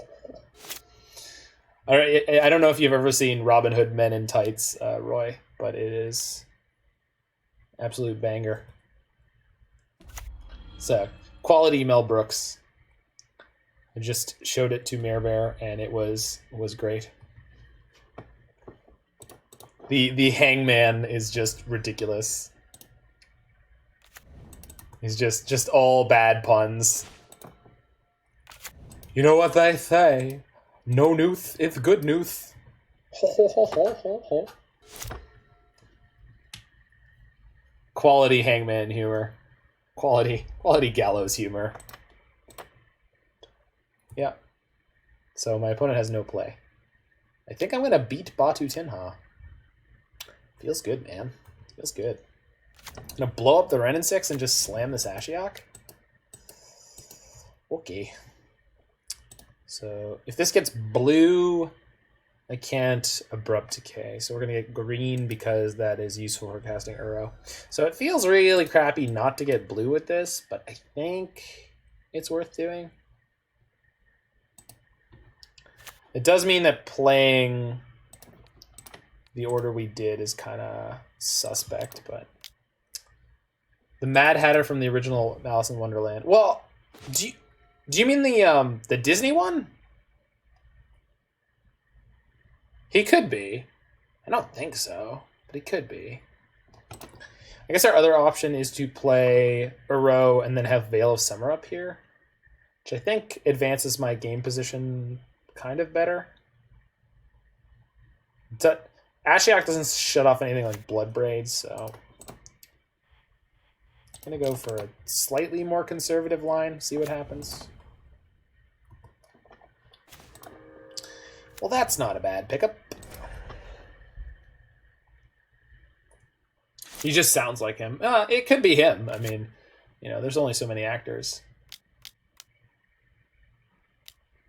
Oh boy. Okay. What do you got? Oh my god. I hate that card. I hate Bloodbraid Elf. Well, Ashiok would not have helped me there.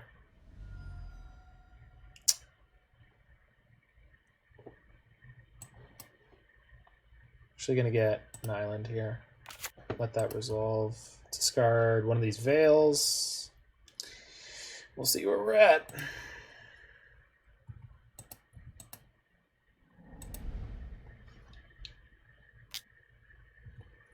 We could go Astrolabe into another Snowland. Another Snowland on its own is not good enough. I think we're playing Ashiok and milling out their yard, which will reduce the size of the Goyf by 1. So I can play the Euro. They'll just edict me, but but I'll be able to. I will not be able to veil it. My colors are not quite good enough. Damn them. All right, so we go to 16. We're going to reduce the size of the Goyf by 1 for a turn, and we're going to soak some damage, so hopefully this is good enough. We also get to shrink the Liliana here. Yeah, unless we draw a green source, that's true. Oh, yeah, I guess. I think I'd rather Ashiok this turn, just...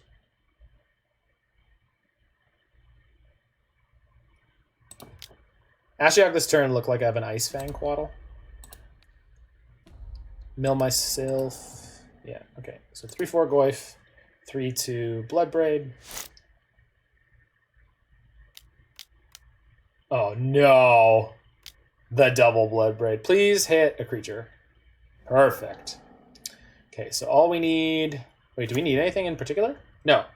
No, this Dead of Winter kills the board. So we are going to take 9...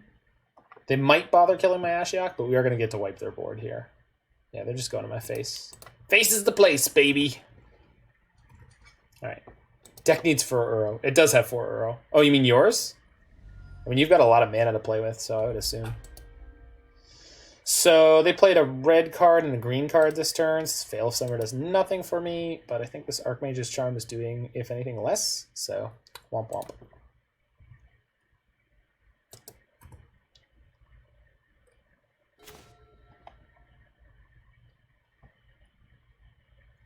Field, Dead of Winter. Bye, friends. Oh no, the Goyf's too big. Ah, it got bigger. Why did it get bigger? Wait, I can probably shrink it. Can I shrink it?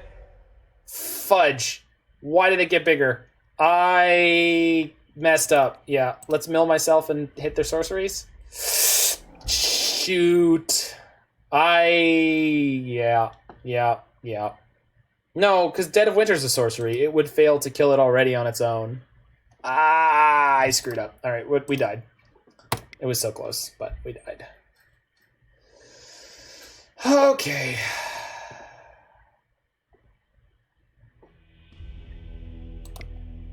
Huh, I thought there already was a sorcery, but I don't...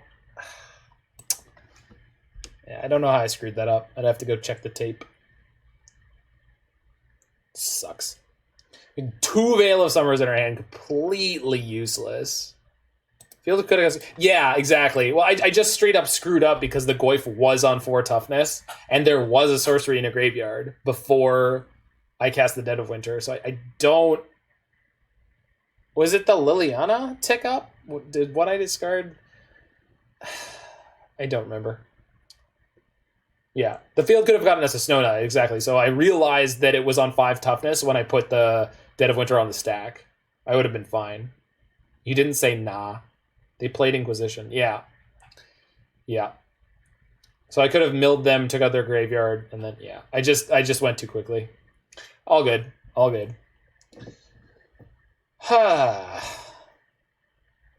Sometimes you just punt it away.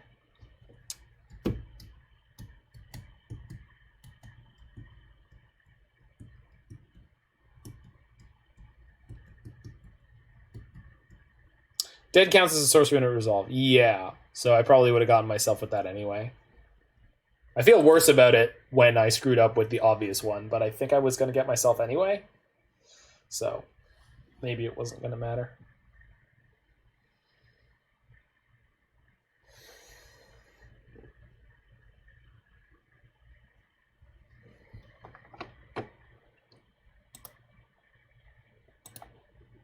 Oops.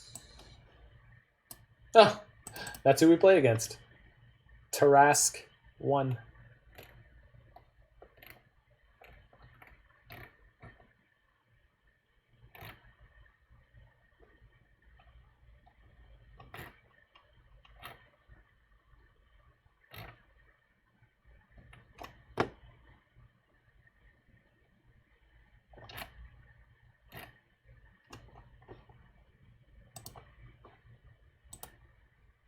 Yeah, no, field was definitely the line. We were supposed to field, get a basic, and then hit them with the Dead of Winter.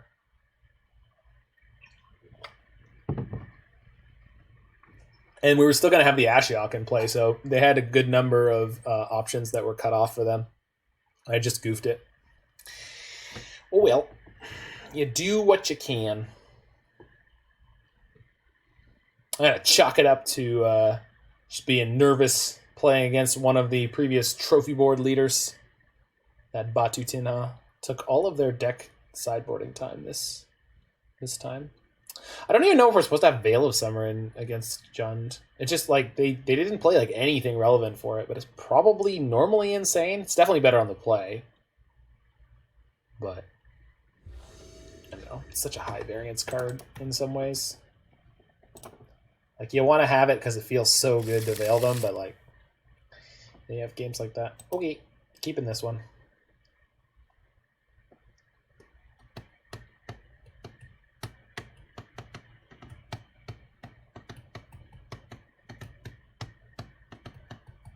So the only one of these spells I can actually play, assuming that I'm... the only one of these spells I can actually play in the early game is Ice-Fang Coatl, because Drown in the Loch's not going to do anything on turn 1. It's a shame in that last game that we punted it to, because their beginning of that game was rough. They had a bad time. They had Renin 6 on 2 with nothing to get, and they just picked up nothing. But then we got blood braided.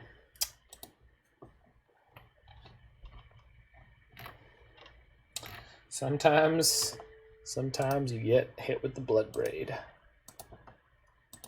Sheep.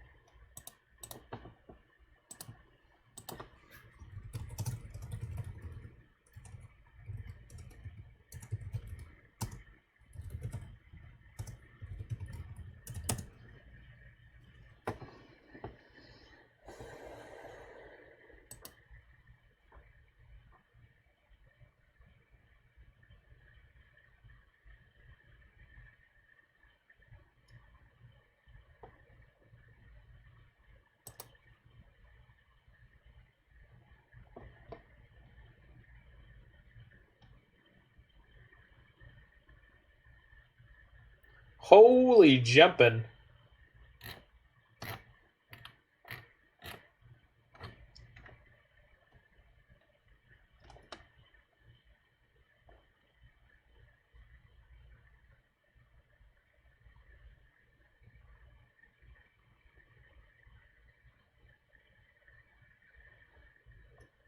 So, Mare Bear, for your consideration, found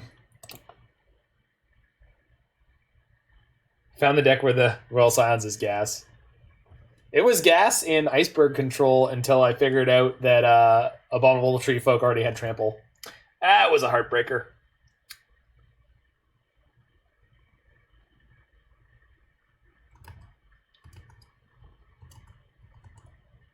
So yeah, Mare Bear, the voice actor who played the original Mad Hatter, definitely wasn't that character in Robin Hood Men in Tights, because he was dead. He died in 1966 at the age of 79. So when he played the Mad Hatter, he was like 60, because that movie is from 1951.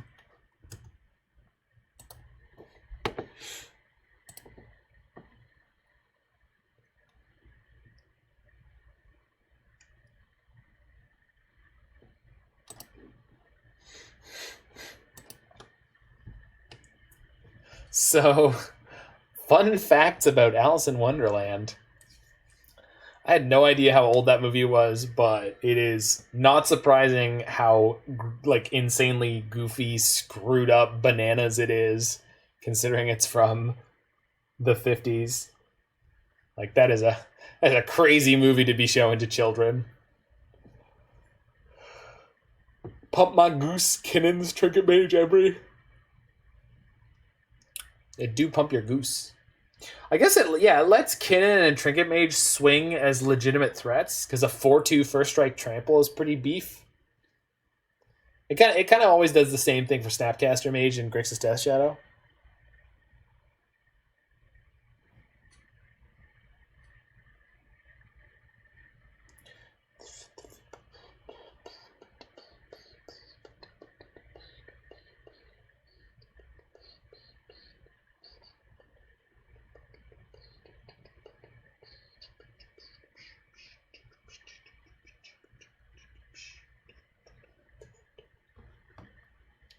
Loot away bad moxes.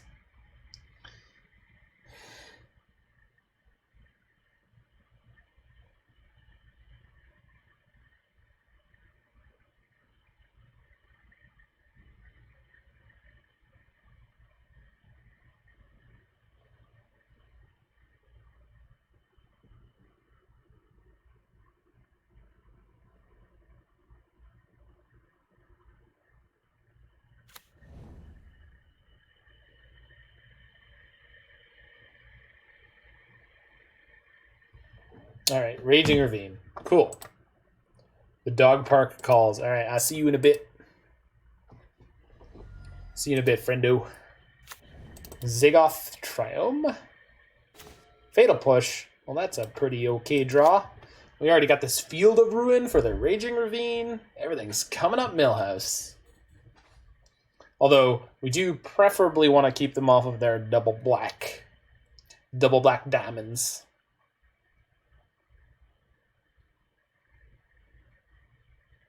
We will not be allowing our opponent to ski in a manner most extreme.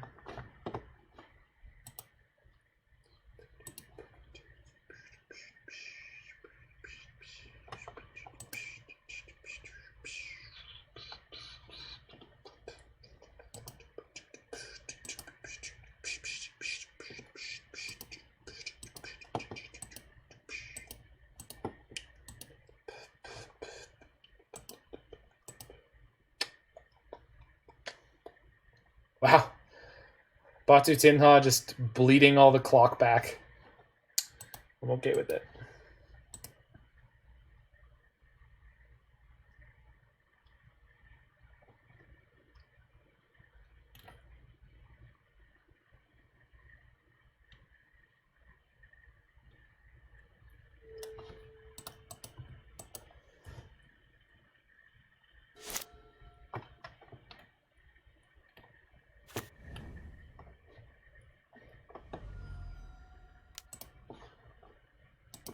Tarmogoyf.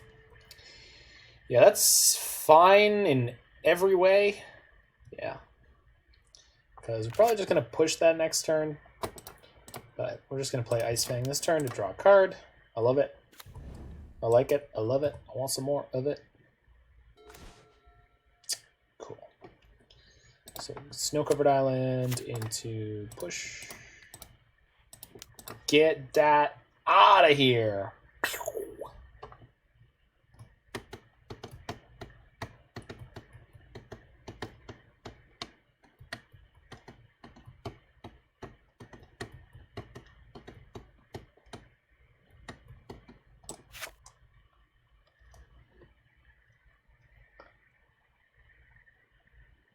I finally saw the art on Tarmogoyf correctly. That took a long time, considering I own real copies of it.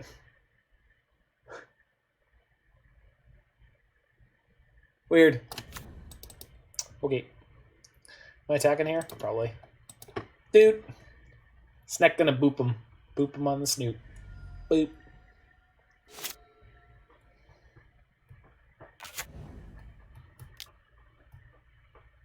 Scoos. Do I want to mana leak that against a potential Veil of Summer? Yeah. Probably. Don't do it.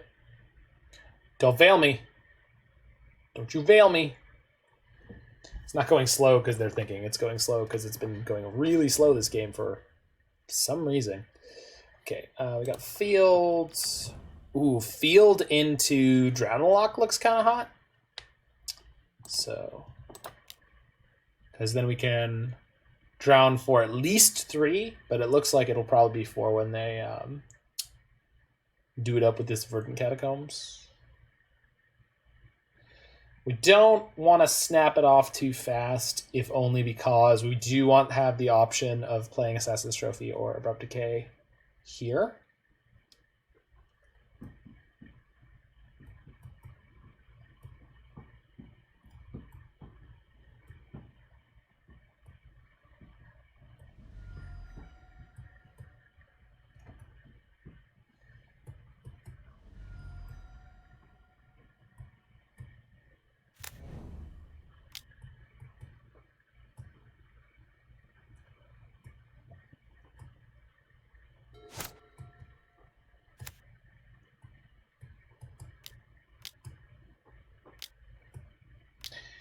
Okay, we get to see what they cascade into first. Clothis. Okay, we're counting the shit out of that one.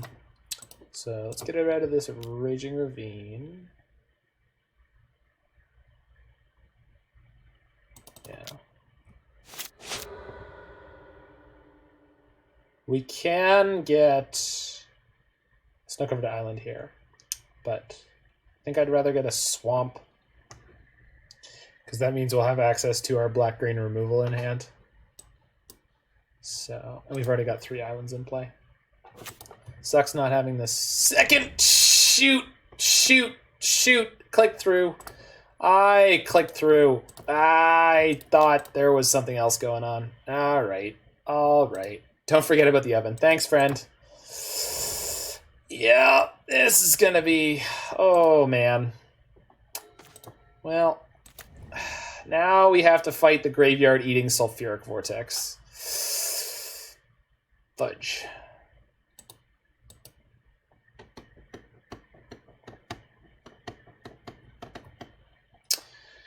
Folks, don't play your deck like this. Play your deck well.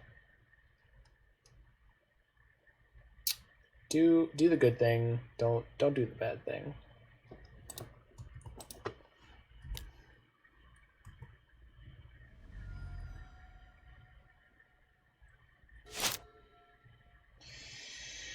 Okay. Yeah, it's starting to eat my spells, which is going to make escaping Uro harder. It's going to make winning this match harder. Just, okay. Sure. And they're all red-green pips, so they almost have an Awake Clothis here.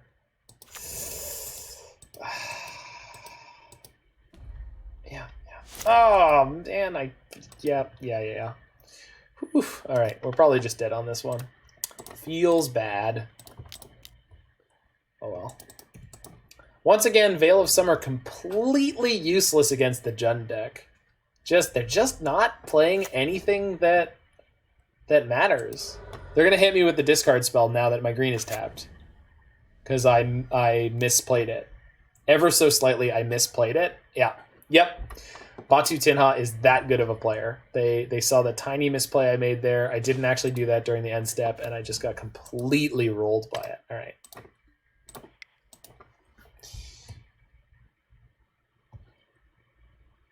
Yeah. Well played. Well played.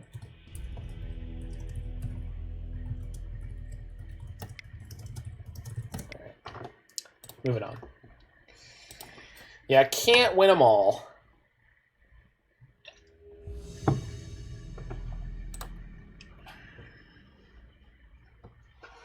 Uh-oh. Oh, no. Oh, no, it's Jiggy.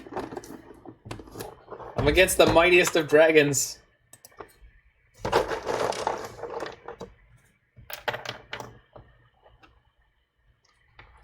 In case of Amulet Titan, you can't win any of them. Yeah, that's true.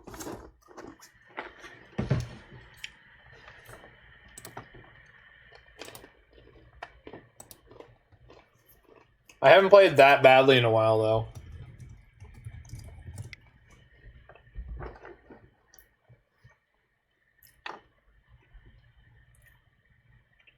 My chat is always savage when Larynx Punch really is in it.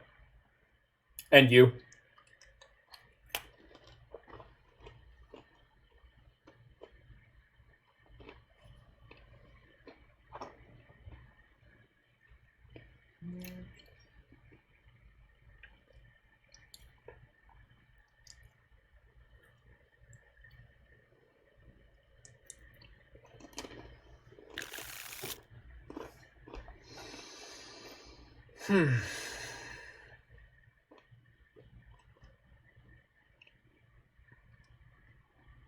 Okay. 32 land deck, we got 2 shots. Good luck and Godspeed, me.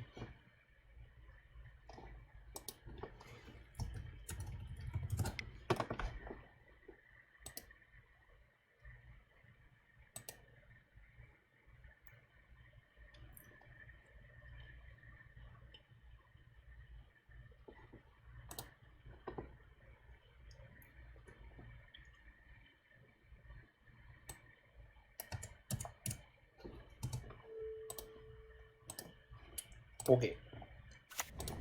This is how we do it. Yorion on Yorion Violence coming up.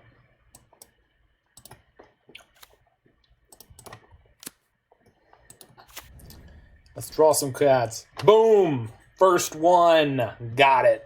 Alright, we're going to be okay, probably. Snuggered Forest. Mox Tandalite. Oh, my God. Look at this. Look at this madman.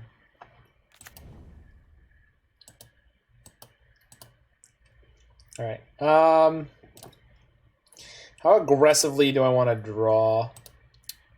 Fairly aggressively? Yeah, probably.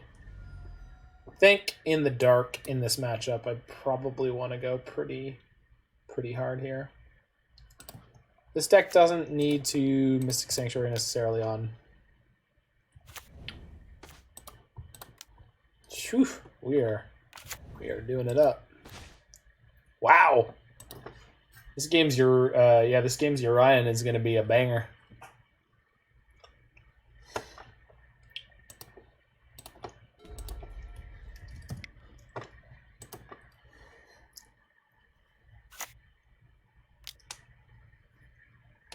Oh no.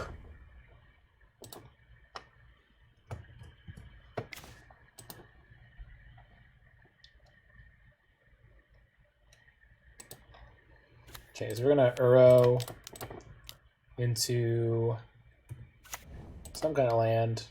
Basic island. The basic island is gonna abundant growth my swamp, probably. Yes.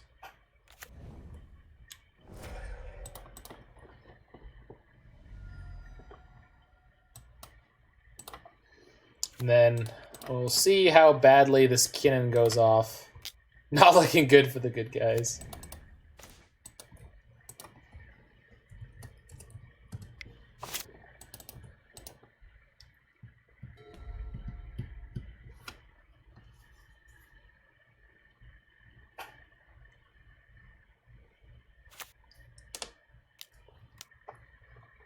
Teamer. Whoa! That is god-awful. Poor Jiggy.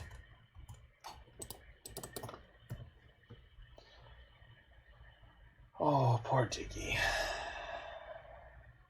I wonder if they're playing Force of Negation. I'm not going to look at their deck list to find out. Hi, friends. Okay, well, that was good.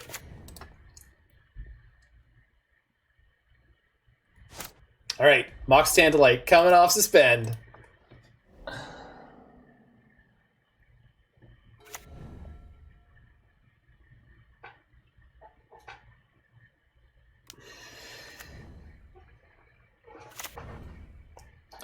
Remember, folks, this is a goddamn mythic. They got their Yorion. Oh my god. Uh-oh. Let's get my Yorion, I guess. Being able to drown the Loch this turn is probably good enough. And or Ice-Fang, if they don't do anything.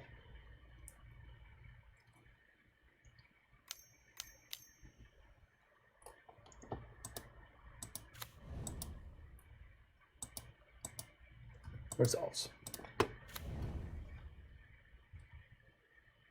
So we won't be able to escape to counter an escape on Uro with Drown the Loch.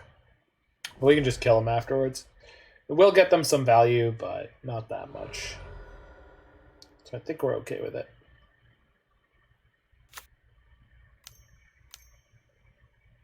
Kinnan. Yeah, okay. So Mox Tantalite and the Gilded Goose are going to produce 4 together. Yeah.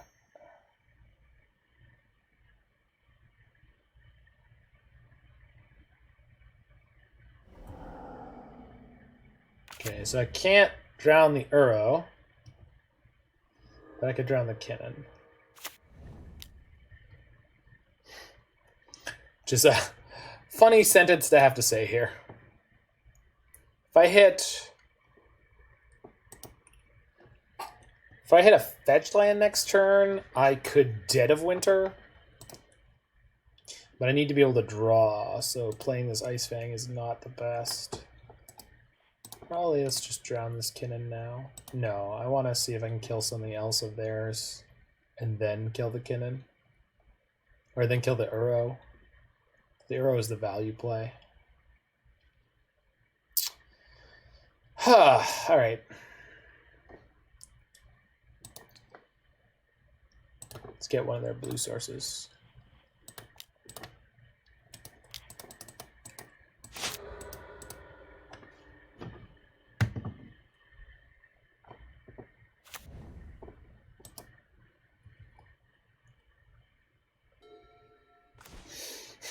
All right. I think we're just drowning Uro here.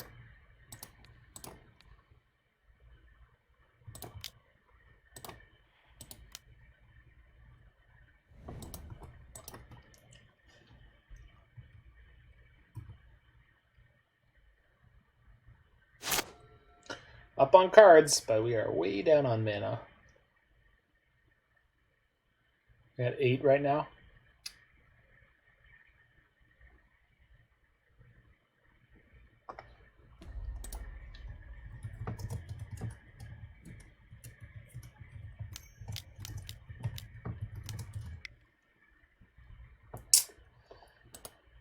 Activates Kinnan. Oh my god. Yeah. You may put a non-human creature card from among them onto the battlefield.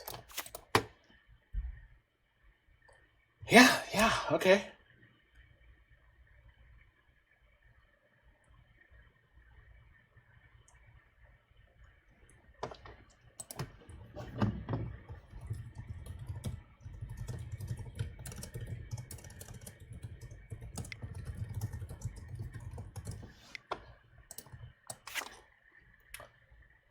That can be activated at instant speed.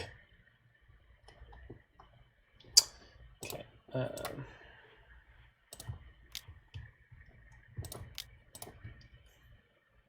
Ice-Fang Coatl. That's what I wanted. Although I can't draw it the Dead of Winter this turn. Unless I play Uro, but that doesn't really... Can reset Drown, play Uro, then Drown the Kinnan. I could also just trophy it. Bye, friend. We're just going to hold up Archmage's Charm at the end of the turn, Archmage's Charm, and then...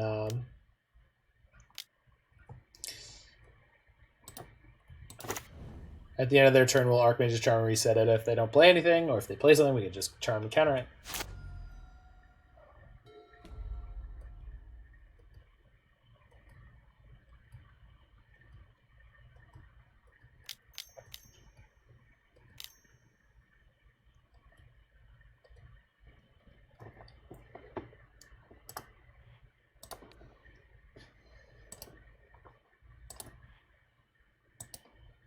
So we'll just reset Drown in the Loch now, and then Cryptic to draw. I don't know what the other card in their hand is, but I'm not gonna play scared of it. I think we'll just be okay here.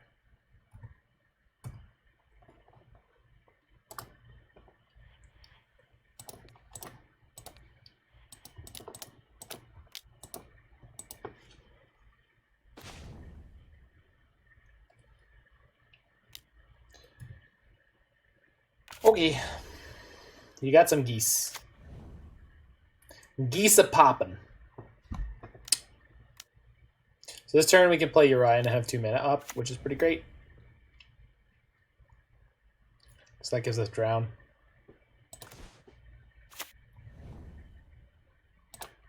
Yorion gonna draw me 5 cards. Holy yikes.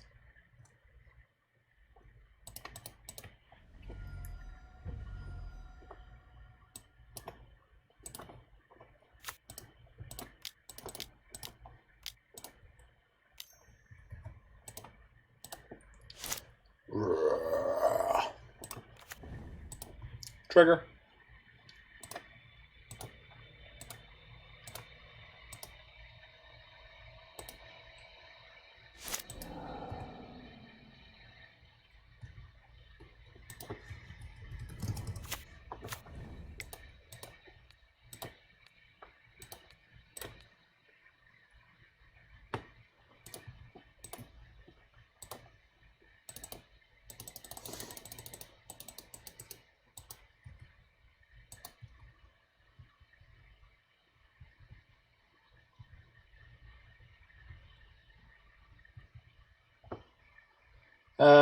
Yeah, I don't need Mana Leak. Probably don't. That's all I had to discard. Good.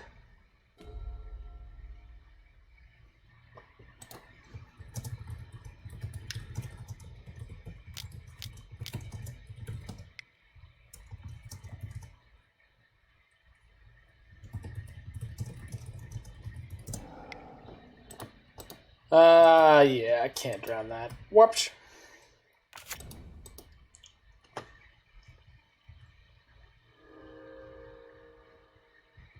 Yeah, should have held on to the Mana Leak, maybe. But my opponent has access to 9 infinite mana.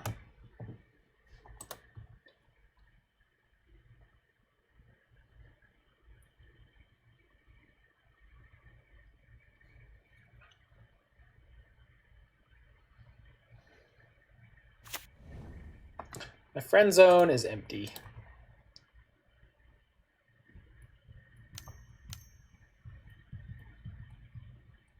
Kinnan, sure. 1, 2, 3, 4, 5, 6. Yeah, okay. We're just gonna kill Kinnan. They might activate in response, but that's fine.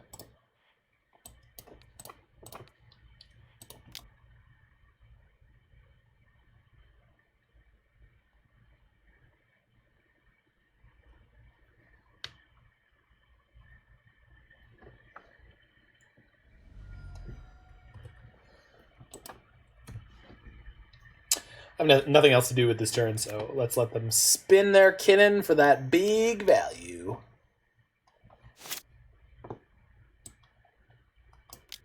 Go, go, go, go, go, go, Bill Nye, the Kinnan guy.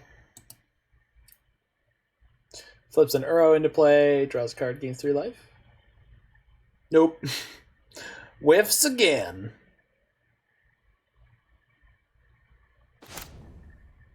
Okay.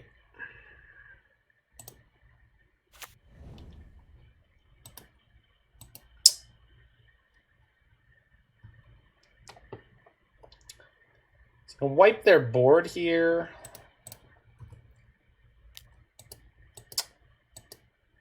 For the low cost of 6 mana.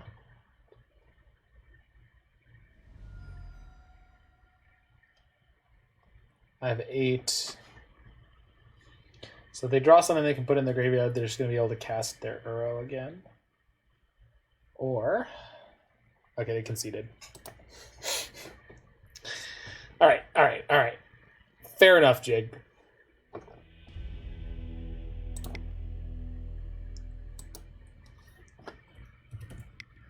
Alright, Ashiok A+ here. Everything else seems like it's MasterCard. I think Force Out is probably fine since they're not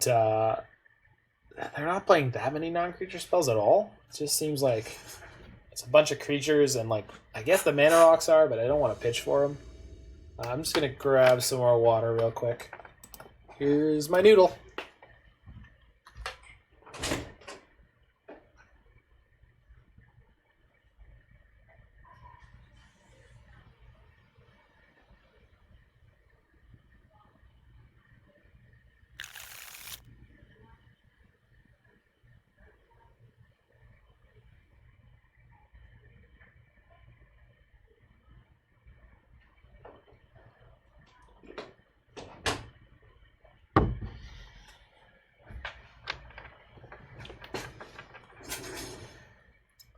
Holy crap. That hand is real bad.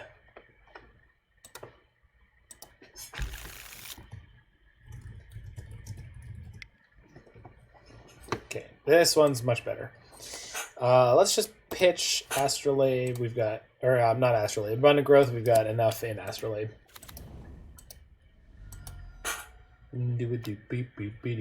Ancient Stirrings. That's some tech. Gets the Mox Amber. Ooh, that is a banger. So they play Kinnan next turn. They get 2 mana rebate. It's kind of sick. So them being on the play makes this a lot more scary. He's coming for you, bitch.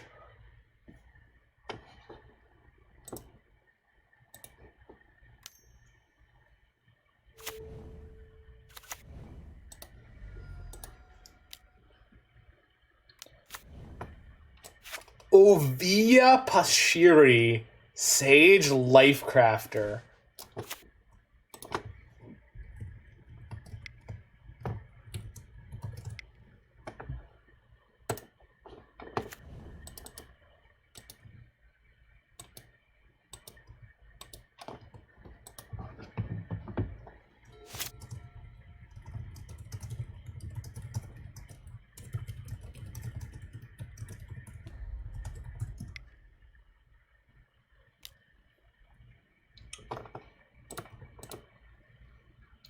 And Emery is bringing back a Shadow Spear. He is the only thing in there, but my one of Ovia. I mean, it's pretty great.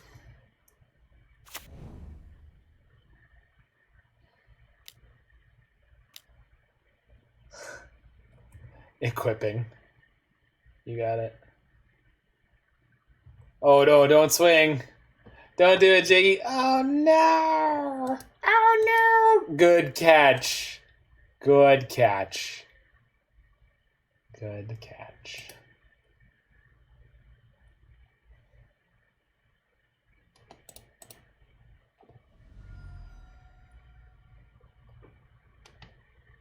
So even the last game I mentioned that we don't need to get...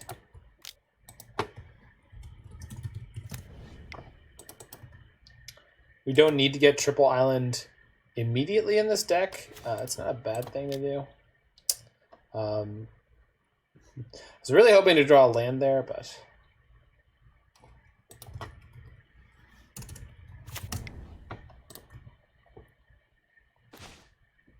Uh-oh. I mean, playing the tap Mystic Sanctuary is not the end of the world, but... Actually, we're going to do it anyway because holding on to it for next turn is not super helpful. Is this coming in yet? No. Okay. That's only from last turn. Good, good.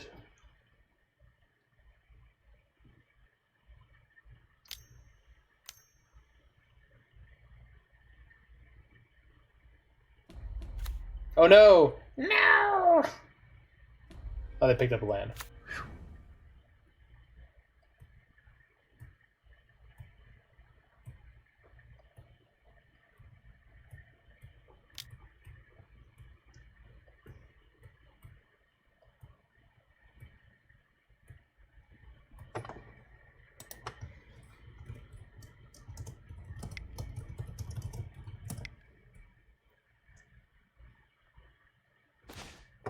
Okay, so we can Uro into Abrupt Decay this turn. Seems pretty good. We can just play this Ashiok. I think I'm probably just supposed to play the Ashiok.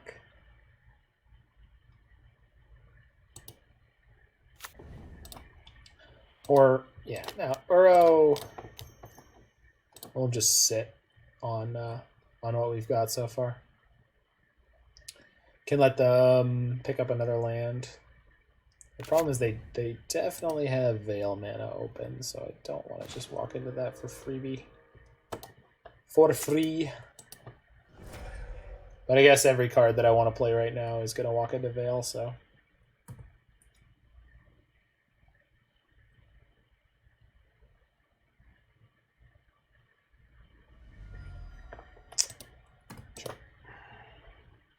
I have a question about this turn after the match. I mean, you can ask me now.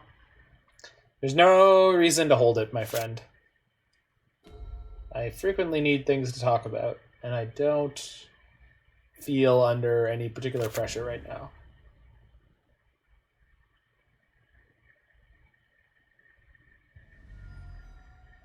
I don't know you were there for it, but my horrible punting of last game was goofy. No, icy. Okay.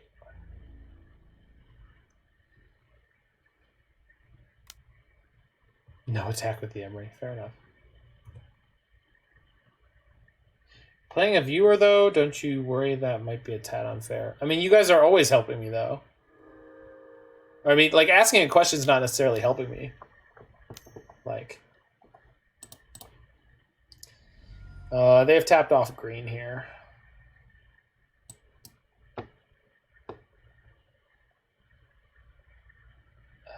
Could use probably just more green always for Uro. No, not always, but most Misty.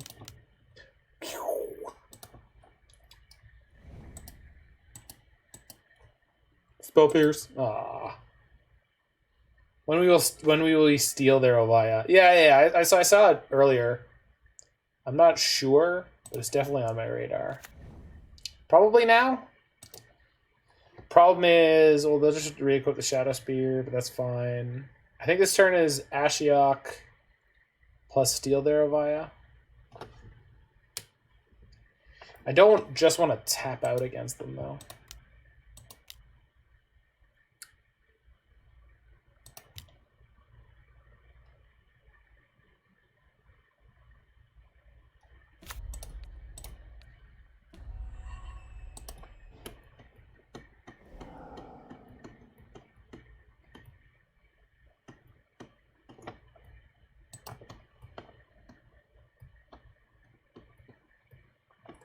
If they swing at Ashiok with everything, they could kill it. But I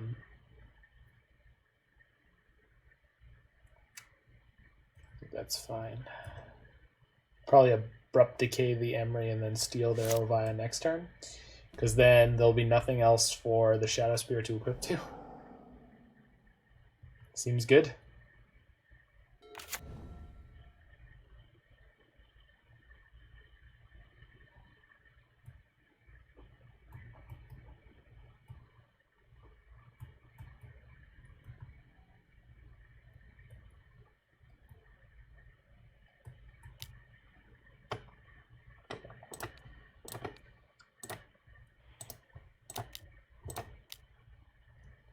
Swing an Ashiok with everything, we can just steal their Ovia to save 2 counters.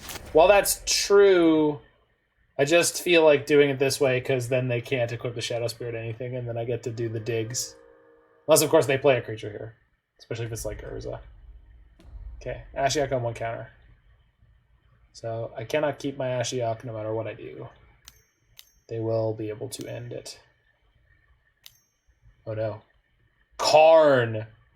Ooh. Da Big Daddy. Alright, what do you got?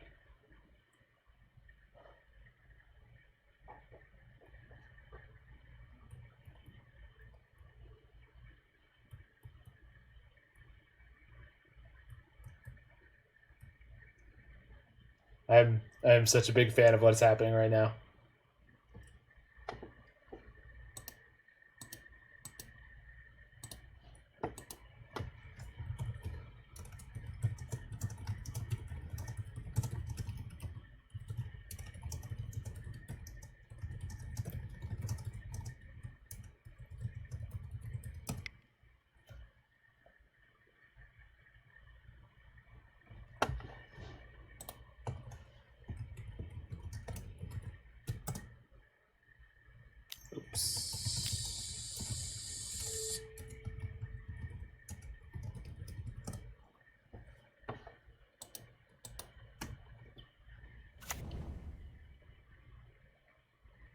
Oh, yeah.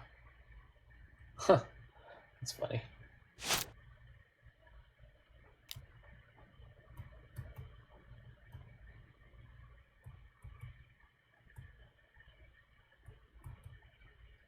That Karn has made the situation much worse. Fudge. Okay.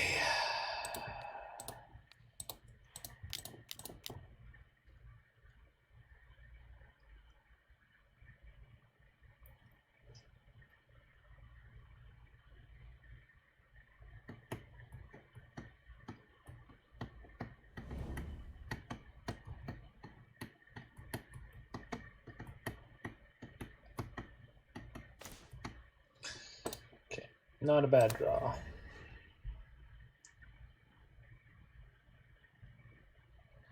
Keep the Ashiok in order to incentivize them to ping, but this is bad.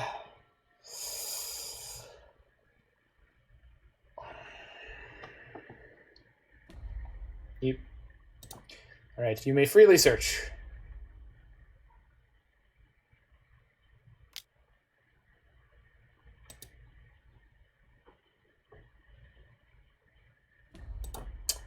Goodbye.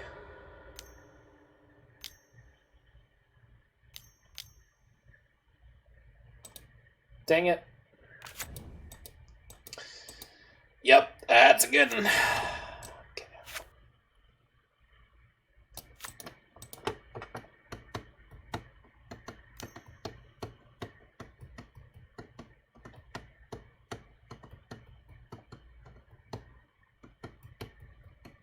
We've hit 2 Abrupt Decays this game, but 0 Assassin's Trophies, which is really, really bad because we can't Abrupt Decay the Karn. Well, that is destroying a lot of Jiggy stuff, as well as mine. And I wasn't counting on those Astrolabes anyway, so okay. That at least kind of worked out all right. This Karn, though, is going to be a big problem very soon. So I can Mystic Sanctuary. There's not really anything great I can get with it, so I think I'm just going to get the Triome and pray. Can cast Uro this turn, so we're not completely without plays, but that's not good.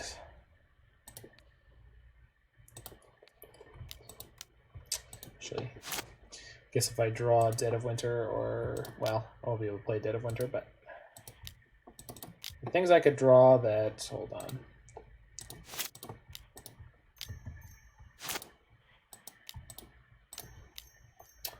You always want to, not always want to, but for the love of flip. What did I do wrong? Green, green, blue, blue. There we go. Having problems. Most of the time, what was I saying? Oh, you want to leave a snow mana open. There's only one more Astrolabe in my entire deck, but we could draw it.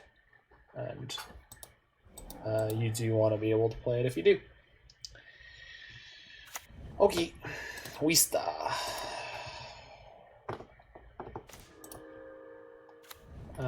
That's a really not very good pickup, but it's a pickup that matters because I have the colors for it. So let's get black, and there is green. There is good.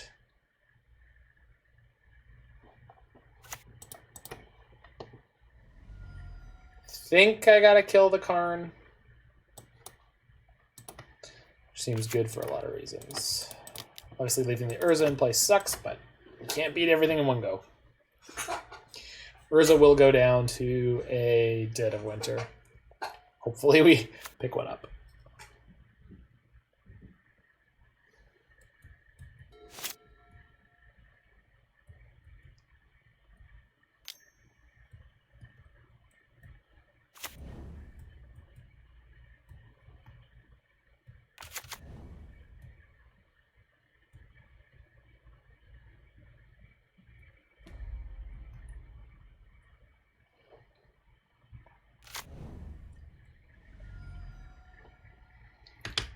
How many times can they spin Urza? Twice?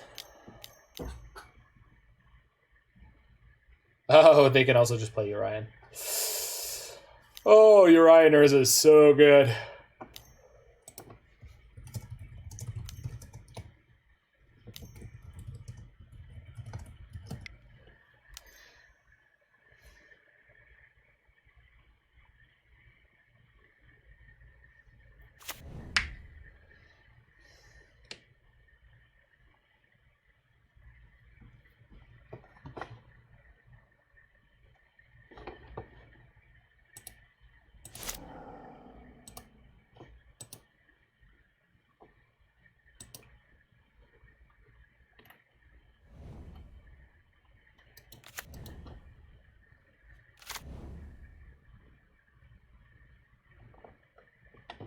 Well, that's not a great draw.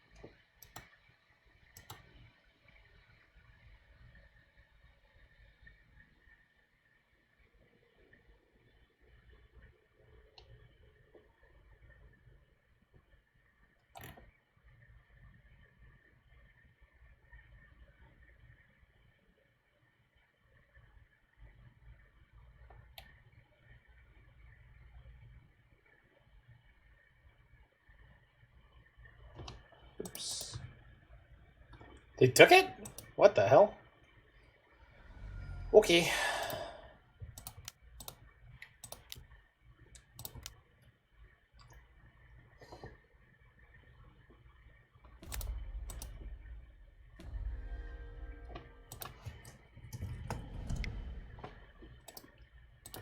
Okay, going to game 3.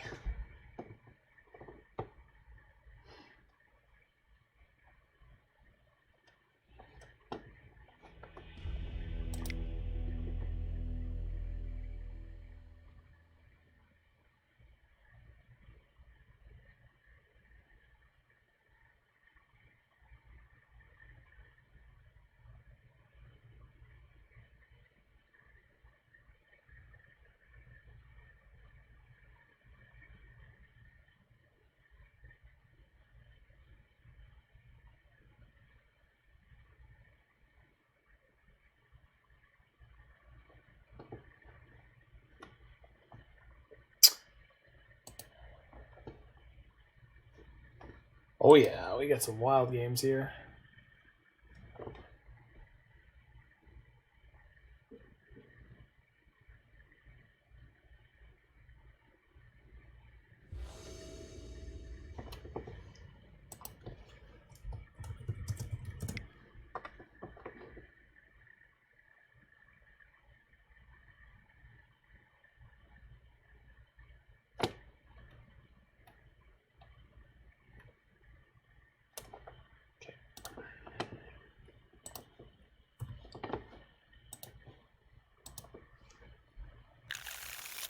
Okay.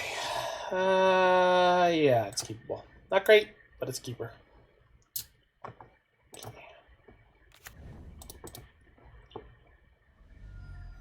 Probably should have led a Mystic Sanctuary, but I'm pretty sure I'm just putting myself in a position where I want to abundant growth into a land here.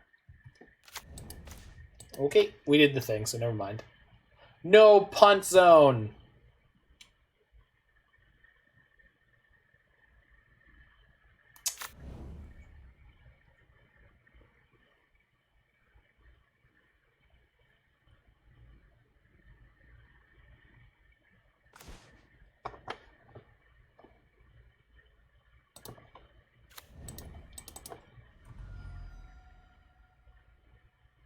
And by the no punt zone, I mean we didn't get punished for messing up there.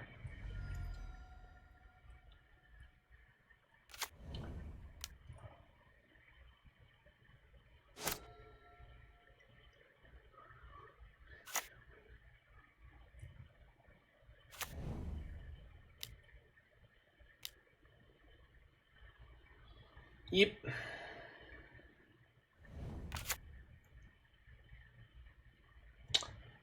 Promo Royal Silence.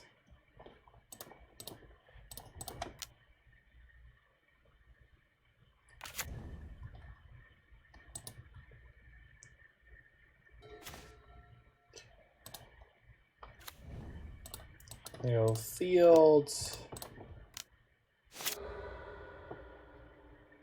into Fatal Push.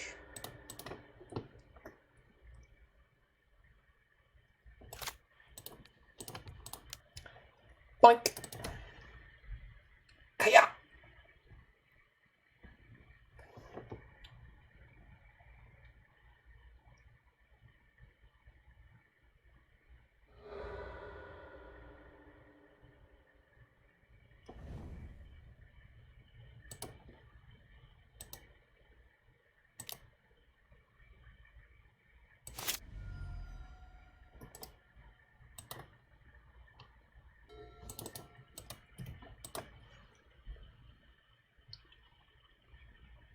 So, what do you got?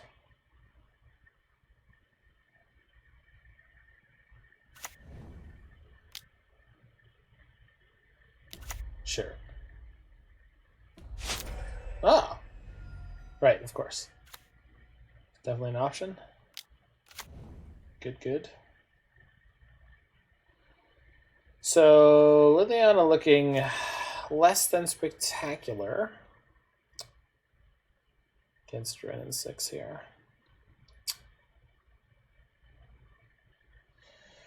I might be just playing her to get her on the board, though, and be reasonably mana efficient with this turn, because I really, really do not have much else to do, so let's do it. Both islands. I don't think I need the Watery Grave, but I might if they have a Karn, so... Do you have a Creeping Tar Pit for next turn that'll kill the Ren 6? So actually could work out better than I am thinking.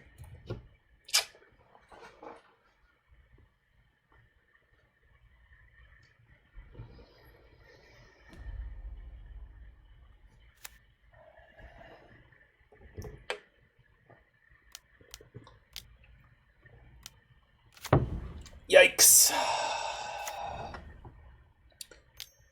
Oh no. Ah. So good. Ah. Oh no. Don't do more. Stop it. No.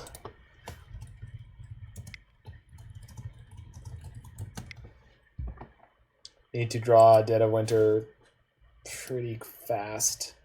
It's not even that good, though, because they have the Urza. I think we're pretty dead in the water here. I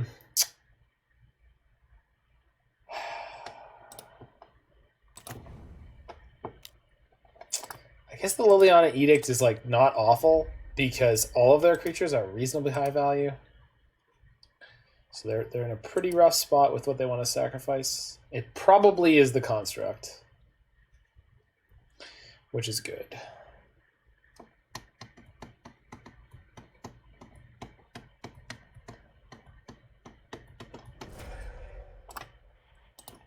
Oh, that's not good. Don't like to see them sacrifice their Urza.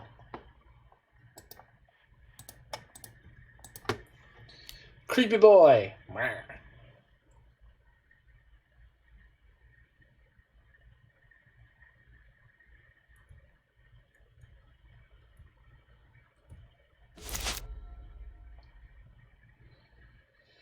Okay, well, they can Uro this turn, and I have not so much going on. Yikes. Oh no! Oh no! This is gonna be a problem.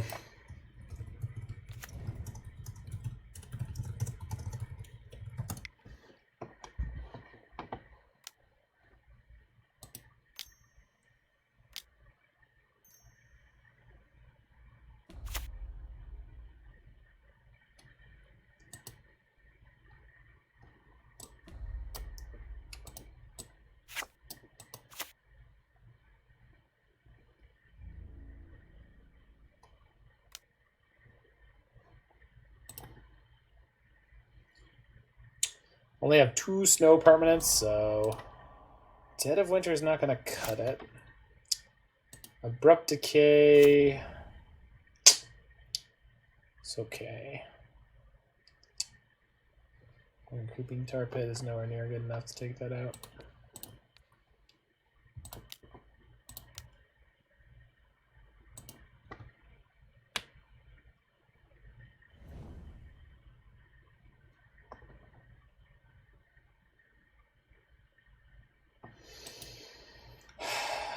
Then they've got Uro on top of everything else. I just can't beat all of it.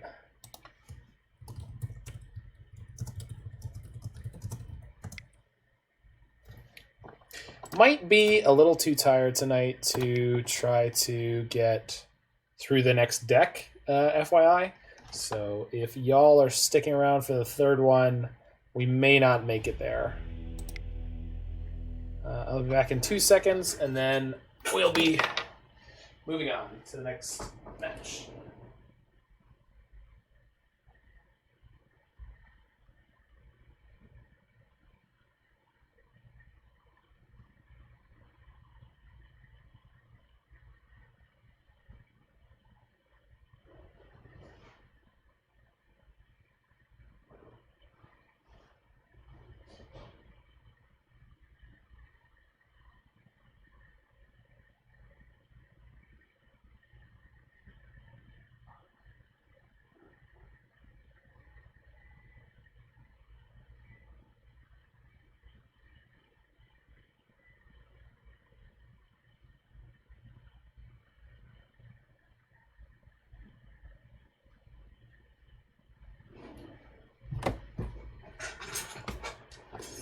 Yeah, glad to see that your deck can grind it right down like that, man.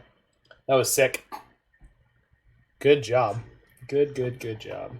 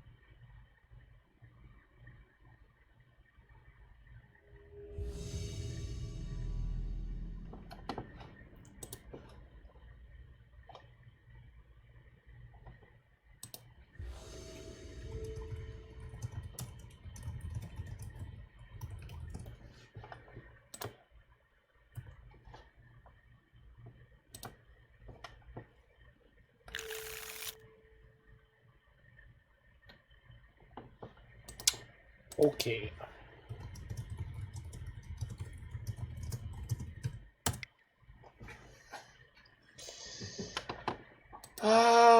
Probably not good enough. It's close though.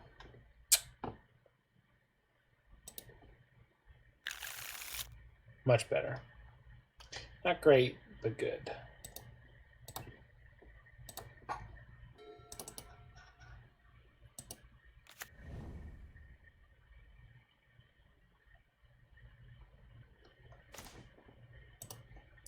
I'm glad I bottomed that other Mystic Sanctuary.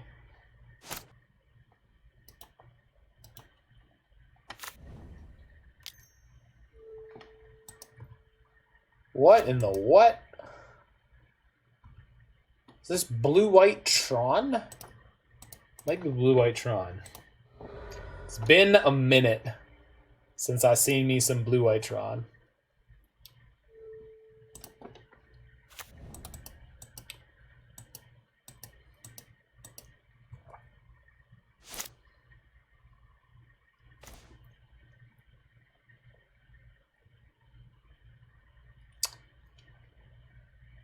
So, can't get rid of the map, but we do have Assassin's Trophy in the future for other lands, so I don't know what they're up to.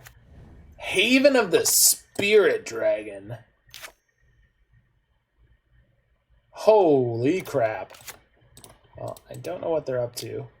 I'm going to deal with some of their nonsense here. Yikes.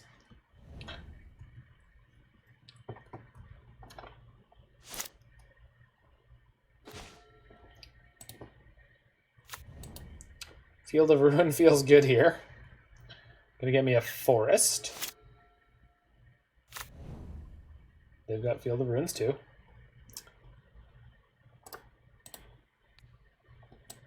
Okay. Sacrifice here, Spirit of the Haven Dragon. Return target dragon creature or Ugin Planeswalker from your grave to your hand. Alright, we'll just take out their Celestial Colonnade. I don't know what my opponent's up to, but I am not a fan. Am fan? I don't know. I'm excited. That's for damn sure.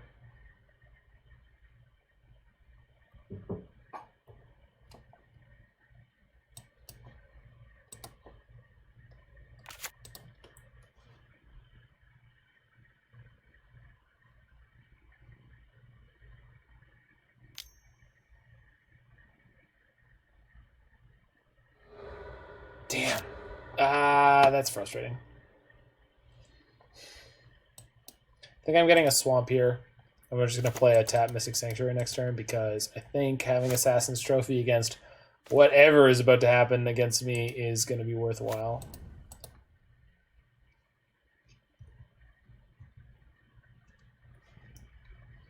Should be the Expedition map. Yep. Yeah, Jake, it was good to see that deck be able to hold out against something that is, like, good. Urza's Tower. What is happening over there? Okay, so it is blue-white Tron. Maybe Haven of the Spirit Dragon is a one of to... What in the what? What? Okay.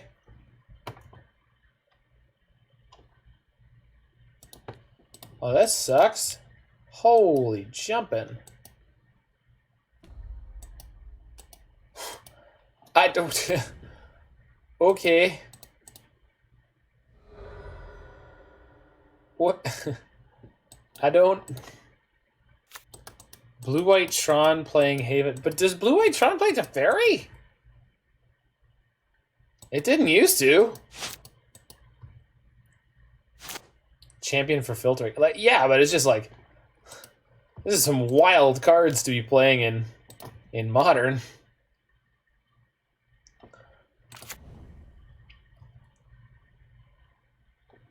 Okay.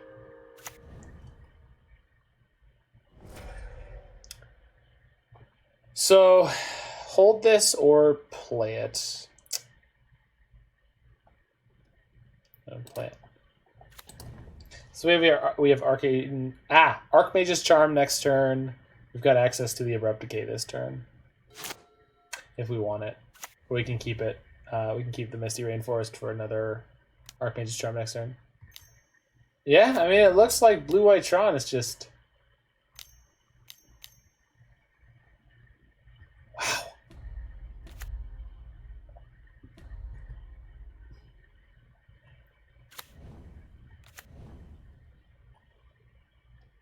I need to reset my Assassin's Trophy and just take out Elspeth with that.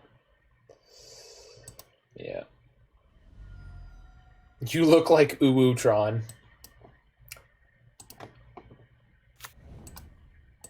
I know Uwu is a thing now. I don't know what it is. We did well at trivia. That's awesome, dude. Dude, you do some early-ass trivia.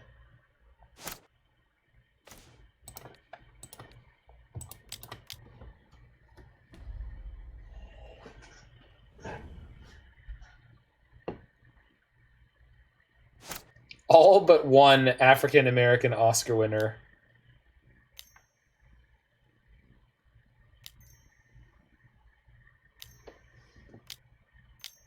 Viola Davis. Yeah. Elish Norn. Holy crap. I would not be able to Dead of Winter that. Sydney Poitier and Monique. Right on.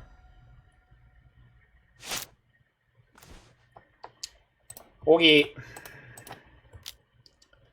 Well, I guess I didn't technically have to do that right now, but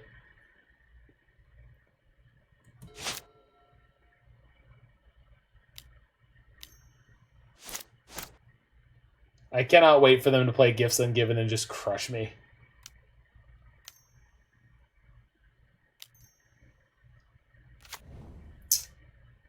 Oh, they can almost eternalize the Champion Wits that's in their graveyard. Oh my god. Oh my god. We're gonna lose to Blue-White Tron.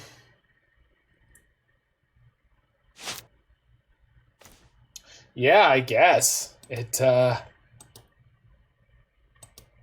seems like a thing. 1, 2, 3, 4, 5, 6. Yeah, they've got 8, so Abrupt Decaying their Zoria's Signet doesn't get me anywhere here. And because they messed with my mana just enough, we drew 0 Abrupt Decay, we drew 0 Astrolabes. We're not going to be able to get through this. I possibly should have put Yorion in my hand this turn, but like... It's a quality quote.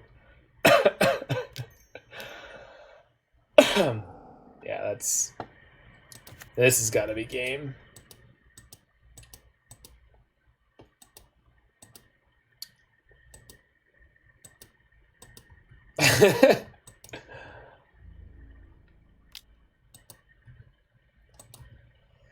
Man, we have just nothing going on here. I think I'm ready to scoop it up. We'll see what my top deck is, but I... Uh-oh. Oh, no. Yeah, there it was. I was waiting on the Unburial Rites. They had the gifts, which I beat, but they had the natural draw on the Unburial Rites, or they picked it up with the champion, probably. Okay, seems like Ashiok is good here. I don't know about Veil of Summer. Disdainful Stroke, though. Seems like A+.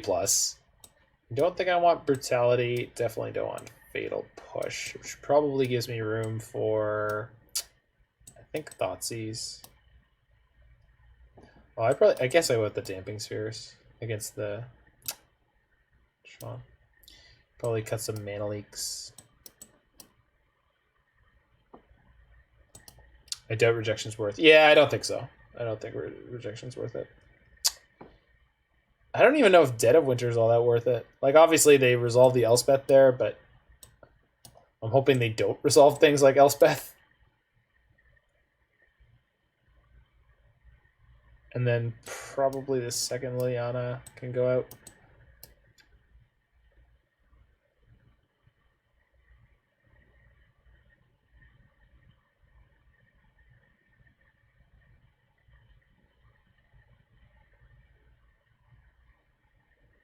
Yeah, this seems okay. This seems like the original IceBURG list, but with white instead of red, but without Ren and 6 and without as many planeswalkers and without things like Abominable Tree Folk. It's just like, I don't know. This is a classic example of like, this is so close to exactly the kind of deck that I love, but without red and having white instead, it's such a huge difference. You wouldn't think so, but it really, really is.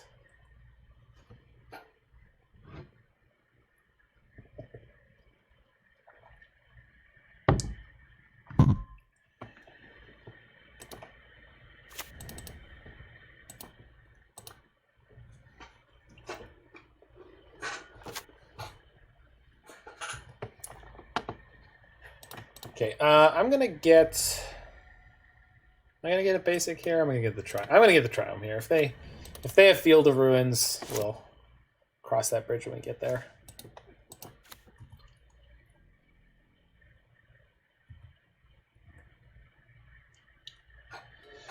Ice-Fang Heavy Hand is not great, but we've got Force of Negation, so.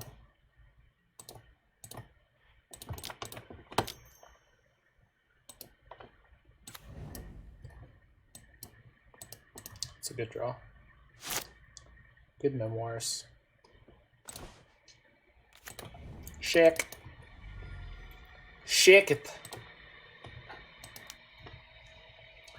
I think the other thing about this deck is like, I'm sure it's fine for the person who built it. Like, I think it's part of the white issue, but also like not having consistent or powerful land drops and playing like not playing Ren and 6 and playing Yorion, and not playing Urza and playing Yorion is like, I'm not sure about that. Okay, so am I just jamming Ashiok here? No, probably not. I think we're kind of way ahead here, so, and we've got Cryptic and Force of Negation good to go, so we can beat anything they can play and then play the Ashiok. There's nothing in play or nothing that makes me think that right now this Ashiok is all that powerful. It will be generally speaking, but okay. No play is kind of rough. I mean, it's fine. But... okay, that's a good draw. Don't veil me, bro. Brozette, bro they, brobot. Whoo-wee. Wow. That's a hand.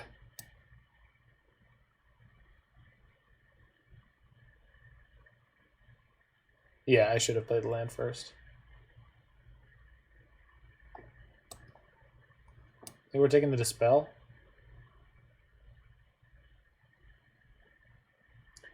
We're taking the Dispel. We've got 1, 2, 3, 4, 5, 6 mana. We're taking the Dispel. We're going to cast Ashiok. They could Gifts in response. Okay. So, take the Dispel, play my land.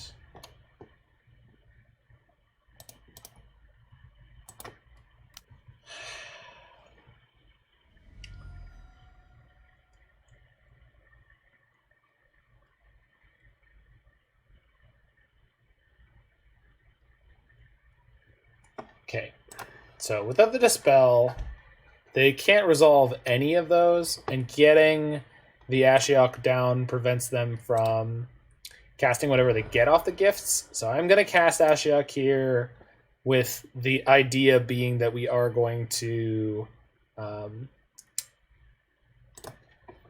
force pitching Uro on their turn. Oh, they F6'd. That's going to be problematic for them. All right, let's give my Uro fuel. Pass the turn. Oh, no. No!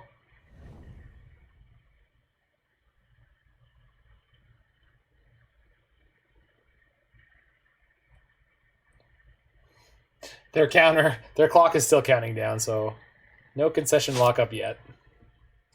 We did lose game 1 though, so we're not in good spot here, or we're not in perfect spot. I'm gonna let this resolve. It's fine. I don't really need to worry about it. Like, it's gonna make the game a little longer to win, but I'd rather keep these other resources in case they top deck Tron for Ugin. Like, I'm gonna get an Uro into play reasonably quickly.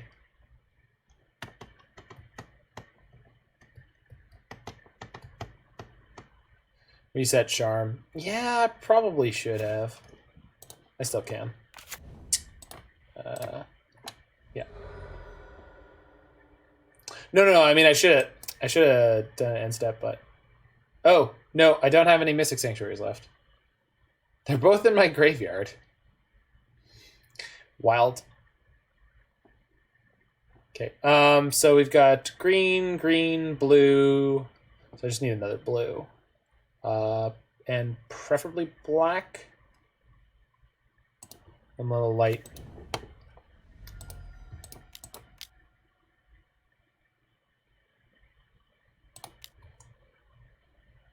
It's okay. We've got Force of Negation, so we're gonna be all right. Probably. Maybe not, but probably. Squaw! Ice-Fang. They've got another Gifts in their hand. Ugin. They play the Cataract, so they still have Hallowed Fountain. Yep. So we know 4 of 5. Nope, 3 of 5. So 3 of 4. Oh, dude, that's fine. You're probably off to play your next match, right? Like a badass. Jiggy getting on a tear, baby. Going 2-0, then gonna go 3-0, then gonna go 4-0. Oops, that's not what I want. More Ice-Fang. Yes. Land. Okay. There we go. Now we Uro. Oh, but Roy, the dank. The dank.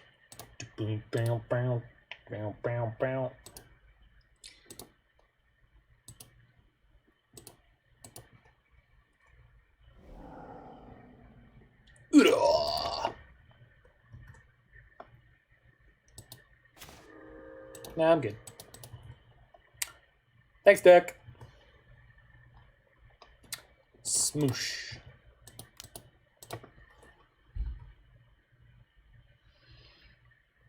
Oh, my Ashiok must have milled at least one of them. You had to cook. I'm on the leftovers clan. Quesadillas. Leftover quesadillas. Tron into Norn looks annoying. Do we want to take them off Tron? I guess. We have Cryptic Command, right?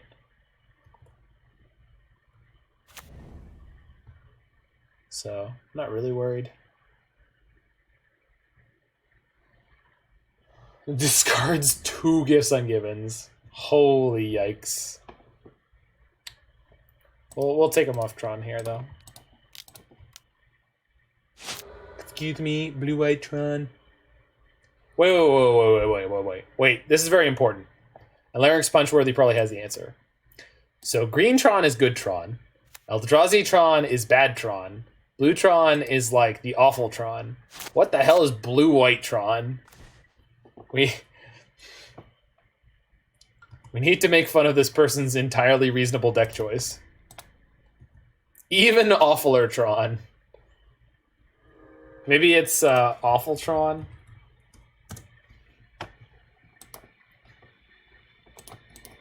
Should have Astrolabe or Abundant Growth. Even the 0-4 bracket again. 2-2. Which I guess is kind of close. Okay, we're just going to mill them since we have no ability to get, what do I want to say?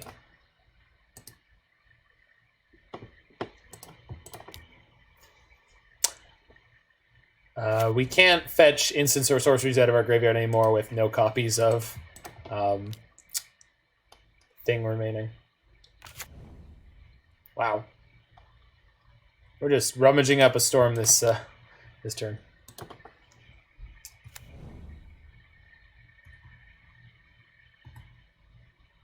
Nonsense. Yes, yes, nonsense.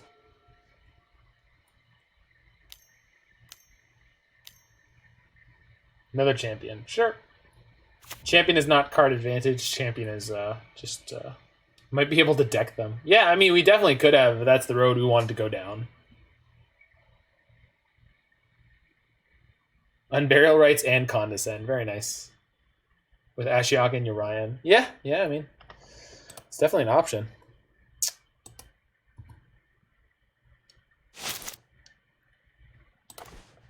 Yikes. So many Astrolabes all in a row.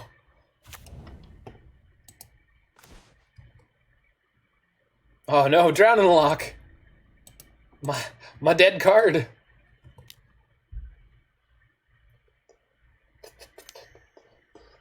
Oh no. Path to Exile? You monster. Wait. Drown it. Drown it in the Loch. Get out of here. You! Yes, you! Stand still, laddie! I love that they did it after I attacked. What? What's the play there? What is this? Condescend X2. I mean... I'm gonna just pay it, right?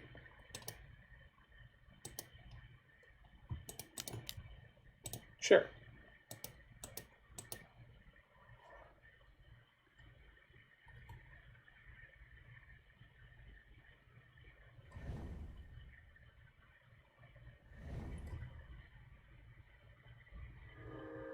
We drew the other Ashiok. We can turbo mill them. Man, I'm gonna mill you so many times. Alright, so we still have Force of Negation up on their turn. We got an extra Ashiok to pitch to it, so I'm pretty happy.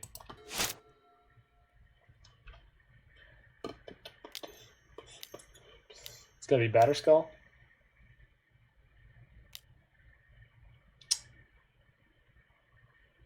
Yep. Okay.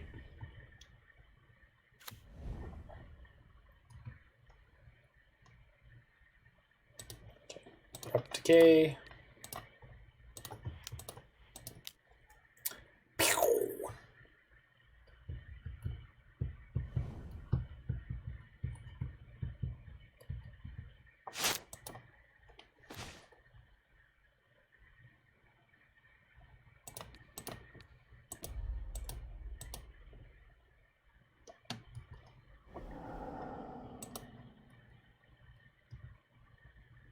Flusterstorm. Nice. They have Golos in their deck? That's cool too.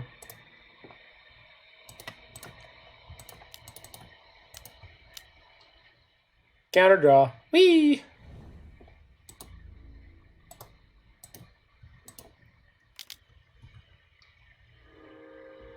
New. We drew another Cryptic though? That's kind of great. Okay, end step. Discard. Udo. Titan of Nature's Wrath. They're only on 7 lands. I think we got them. Not sure. It's possible. We got them.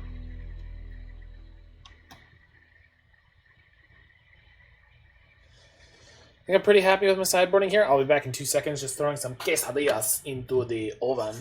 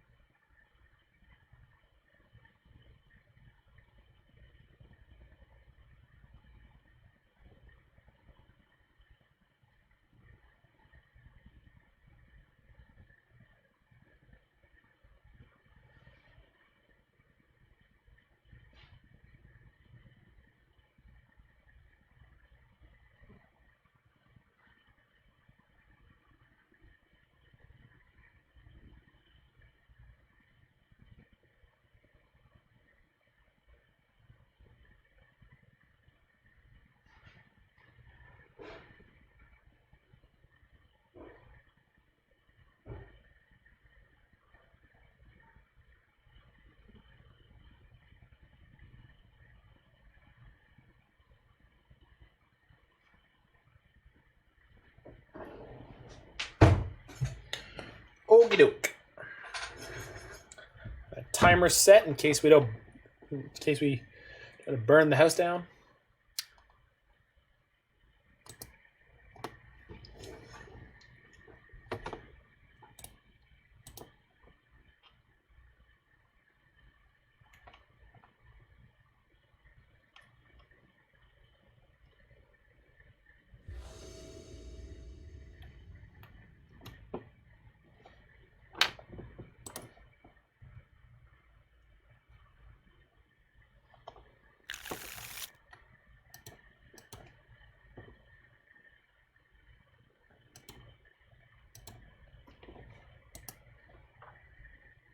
Huh. That's a hand. Actually, this is kind of banging against the Tron deck, right? I'm going to keep this. It's completely nuts, but I'm going to do it.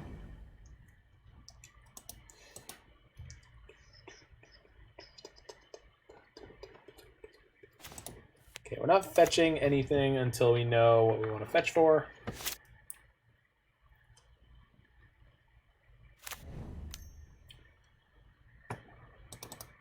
Map. Okay.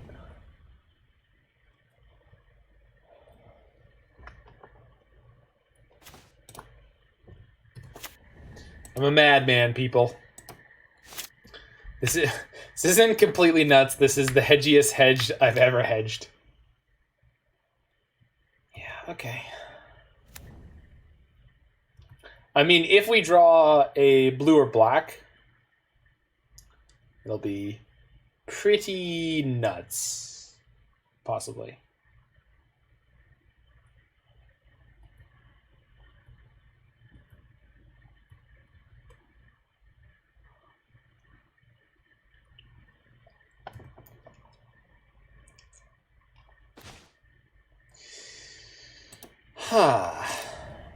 Welcome back, Mir Beer.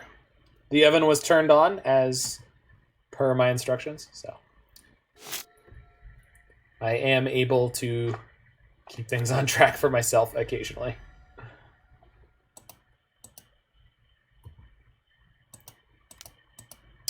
Upkeep field. No.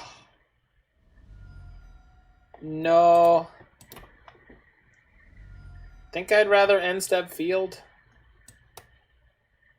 Because I guess what you were worried about is Nattytron, which I guess I should have been too, but I wasn't for whatever reason. We're going blue-green here. This is going to go black.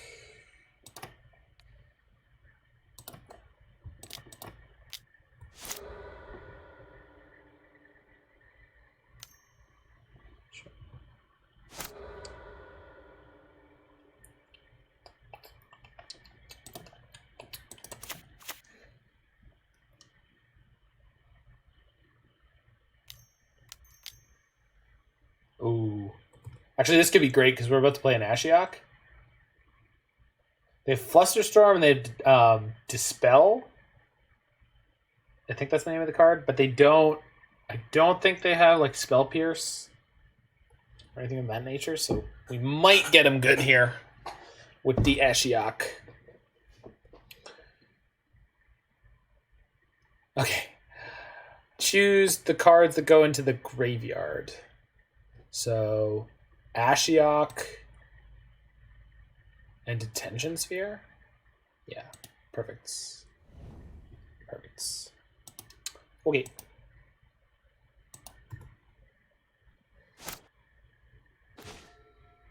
D-Sphere. That's not a bad draw.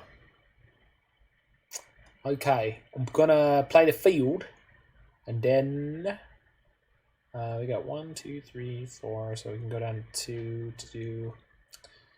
So I could take, yeah, we're just getting this Ashiok out. There's no reason to futz around. Play Ashiok, mill myself. The only counterspells they play that interacts with Ashiok are Condescend or Cryptic. Right, but they only have 1 mana right now. Like, so yeah, I think we're okay there.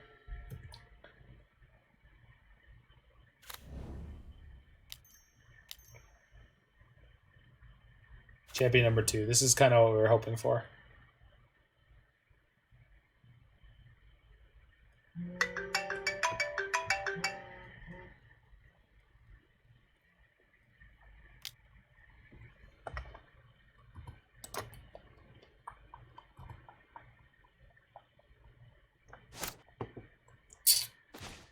Okay. So, Abundant Growth, my field. I guess we see where we get from there. Wrecked by Merfolk. No! Tempo decks. Damnable tempo decks. Trophy. Alright. So we can cast Abrupt Decay, or Trophy, or Thoughtseize and Damping Sphere. I think we're in the market to go mill them, then Thoughtseize, Damping Sphere. Sorry, mill me. Mill myself, and then play Thoughtseize, Damping Sphere. We're leaving the Champion of Wits in play for now. It's fine. I suppose we could pass the turn and hope that they attack Ashiok with only one of them. I don't think that's a particularly great place to be.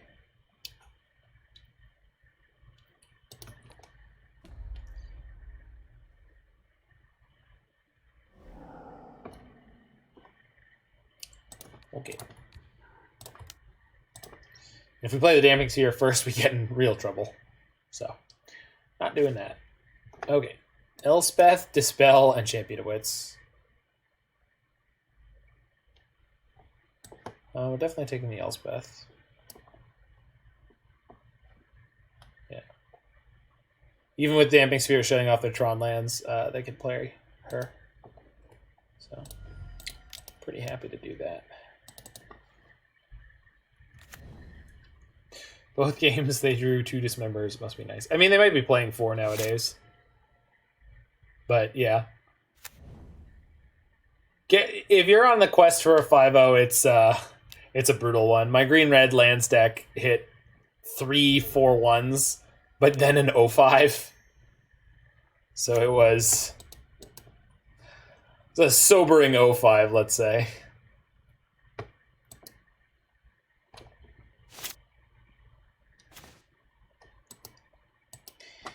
Well, now we're just in danger of dying to beatdown, which sucks. We're probably going to go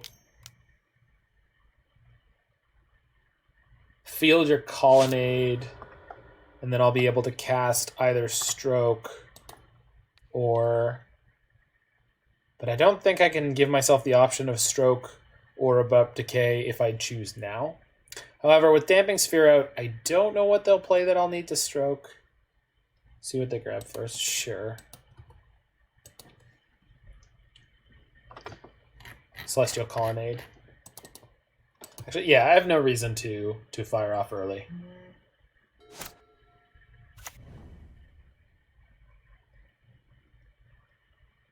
So they might spend all their mana this turn animating a Colonnade. Yeah, they are. Perfect. So this means I'm getting Abrupt Decay and killing one of their Champion of Wits. So pretty big upsides all around. I want to get blue, but I can't do that if I'm doing this play. So we're going to get a forest. Really need to find an Uro. Please. Please. Okay.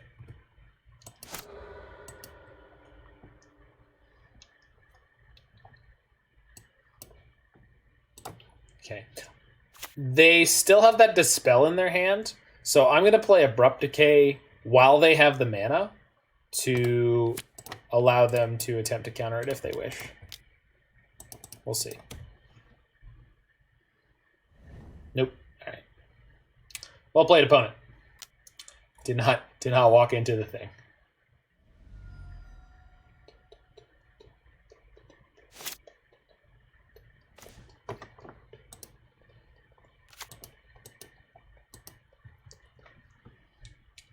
We do have Cryptic up this turn, so if they animate their Celestial Colonnade, if we Crypt it, they're going to be able to Dispel us.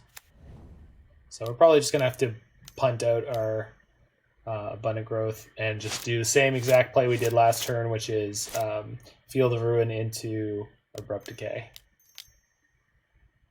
Sure. So goodbye, Abundant Growth.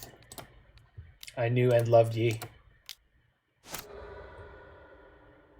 I mistapped and I have to get black now.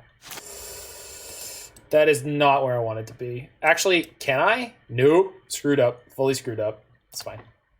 We're going to make them... I mean, I'm not going to make them, but they're going to counter my Archmage's Charm at end of turn, so... I'm going to take the 4 here and hopefully be okay. So we're going to have Cryptic next turn. After they counter this. Oh, we're not. Wow, that was like the best possible cards I could draw. I love it.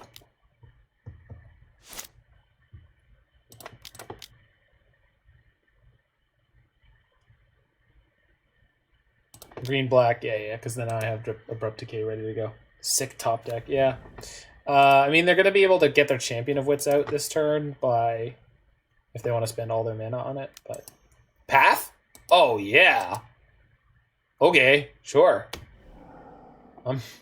I was hurting for mana, so I will take it. I kind of need the help. Draw Abundant Growth. Yikes. Not exactly what we need here. So I could take 4 this turn and stroke... No, I can't stroke this, right? Because this isn't a cast. No, it's just an activation. So we're going to decay another one of these guys. I think they still have the Dispel in their hand, if you made me guess.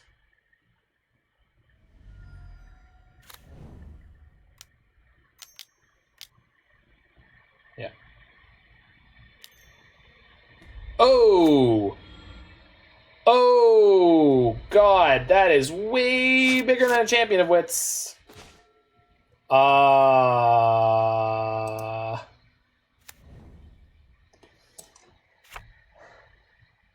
I can Kaya's Guile to have them sack a creature, and I'll gain 4. If I entwine it, I get a 1/1. 1, 2, 3, 4, 5, 6, 7. Okay. I could make them sack their... I don't have white mana.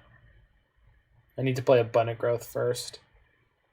I can Kaya's Guile with Entwine during their upkeep, but I can't because I can't sack this.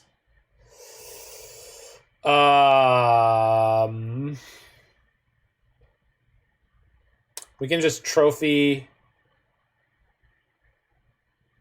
plus Cryptic. Yeah. 1, 2, 3, 4, 5, 6. But if I do it now and they hit me with the Dispel that I know is the last card in their hand. So I think that there's a way to do this because I have the Force. So during their upkeep, I trophy their Ugin.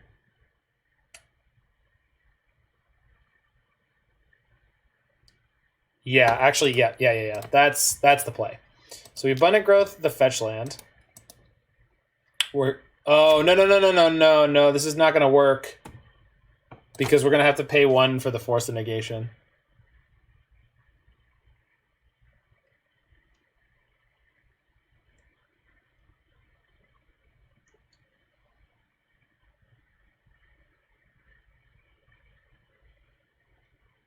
So right now I have to pay 3 for the trophy. The Dispel is gonna eat me. Yeah, our sphere is wrecking us.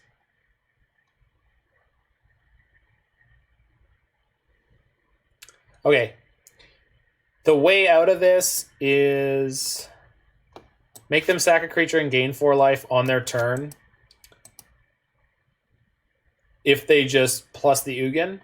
And then when they Dispel, we force it. So we need them to kind of punt it a little bit.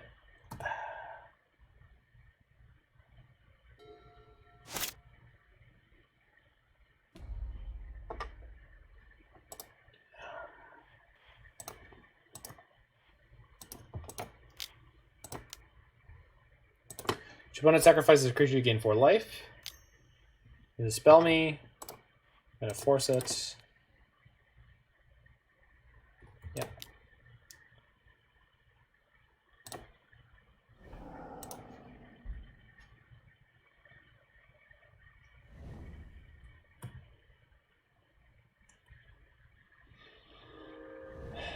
They don't have the blue to play another Champion of Wits this turn. What did they draw?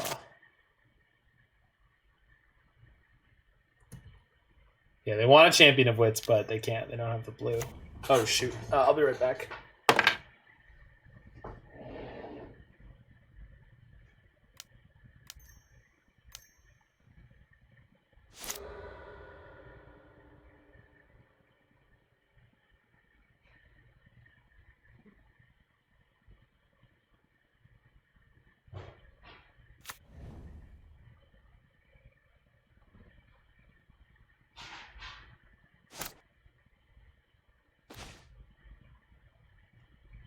Alright, I know we're low on clock, but I had to make sure I didn't burn the house down. Okay, so 0 cards in hand. So I'm going to bounce the Ugin. And actually, they have enough cards in their graveyard that we get to drown it on the way back.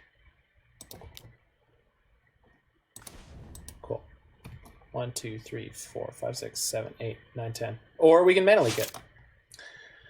Dealer's choice. Yeah, they've got 10.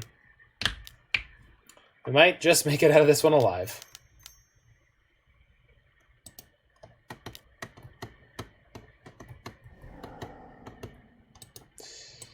Good play.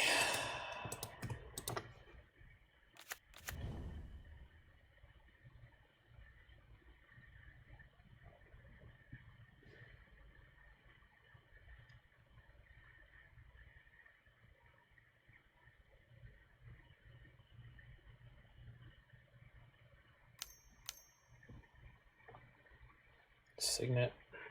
That's fine.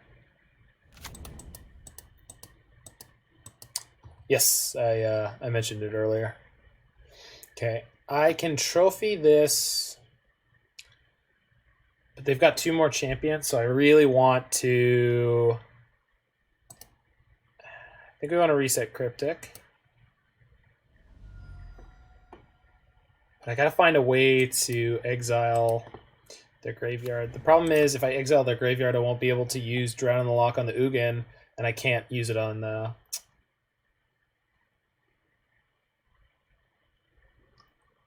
I think I have to reset Cryptic.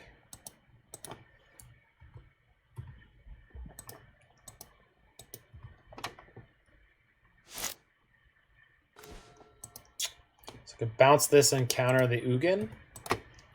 Or I've got 4, 5, 6, 7, 8. So I can play Cryptic plus one of the other 2 mana spells in my hand. So let's just see where we get to. I would really, really like to have reset my Kai's Guile to exile their graveyard there, but it wasn't really an option. I guess drowning this is better. Now I don't have this drown I have to get rid of. The eternalizing Champion of Wits are just burying me here. Because that one turn that I wasn't able to entwine. Hopefully they're just playing Ugin, but it's probably another Eternalize because they're smart. Yep. Okay, we're going to bounce this end of turn and try to draw a card. Because it means that I have... Oh my god, it's so many cards! They drew so many cards! We're so screwed. Oh man. Tough night.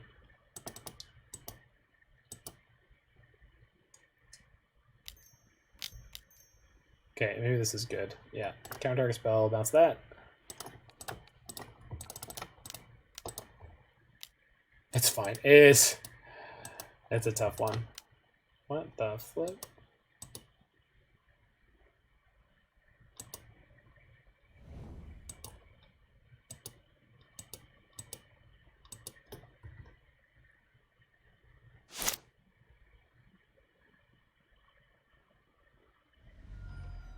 Surgical my cryptics.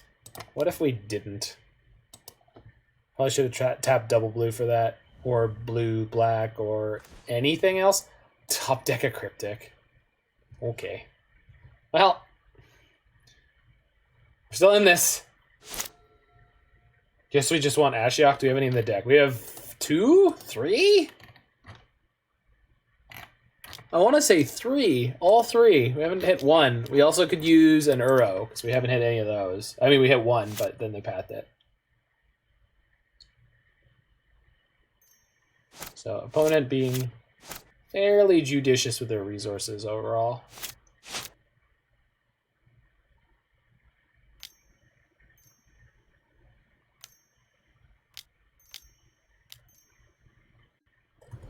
Yep. Eventually they're going to hit a piece of interaction and then just crush me when my cryptic doesn't go through. Because I can't really... They still have the Ugin in their hand, which is just going to resolve and kill me at some point. So I have to try to trophy this one. This is the last one, thank God. Or at least for now, but...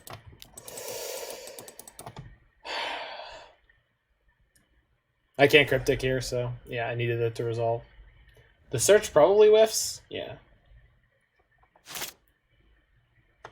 Well, I can put Yorion in my hand, I guess. Ain't not bad.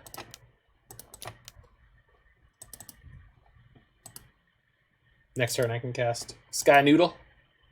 Draw 0 cards. I've also I didn't get to play any Astrolabes, and I only got to play... No, I think I played 2 Abundant Growths. Not sure.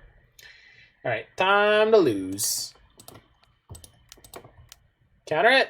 Maybe. You have 5 cards in hand. Maybe none of them are interaction. Maybe. I think we died. This is gifts? What is this? Yeah, veto. Okay, yep.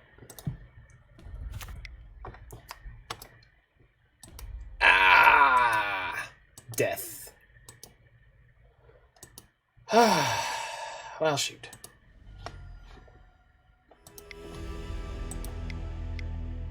So, another crazy Yorion deck in the books. This one was pretty cool, reasonably powerful. These Collective Brutalities seemed really awkward, but they were playing in the competitive metagame in an actual tournament rather than a league. So perhaps they were more well positioned there. The Lilianas too seemed kind of awkward in this deck. They didn't come up that often, which is part of the thing is we're playing an 80 card deck with some 2-ofs and 1-ofs, and didn't play enough matches to know which ones were good, where they were good, and other things like that. I want to like this more, but there was some bad variance there that put me in an awkward place in terms of feeling good about this one, and I'm just tired. I think I'm going to elect to pass on playing the next league that I had scheduled for tonight in favor of looking after myself. So I'm going to go ahead and do that.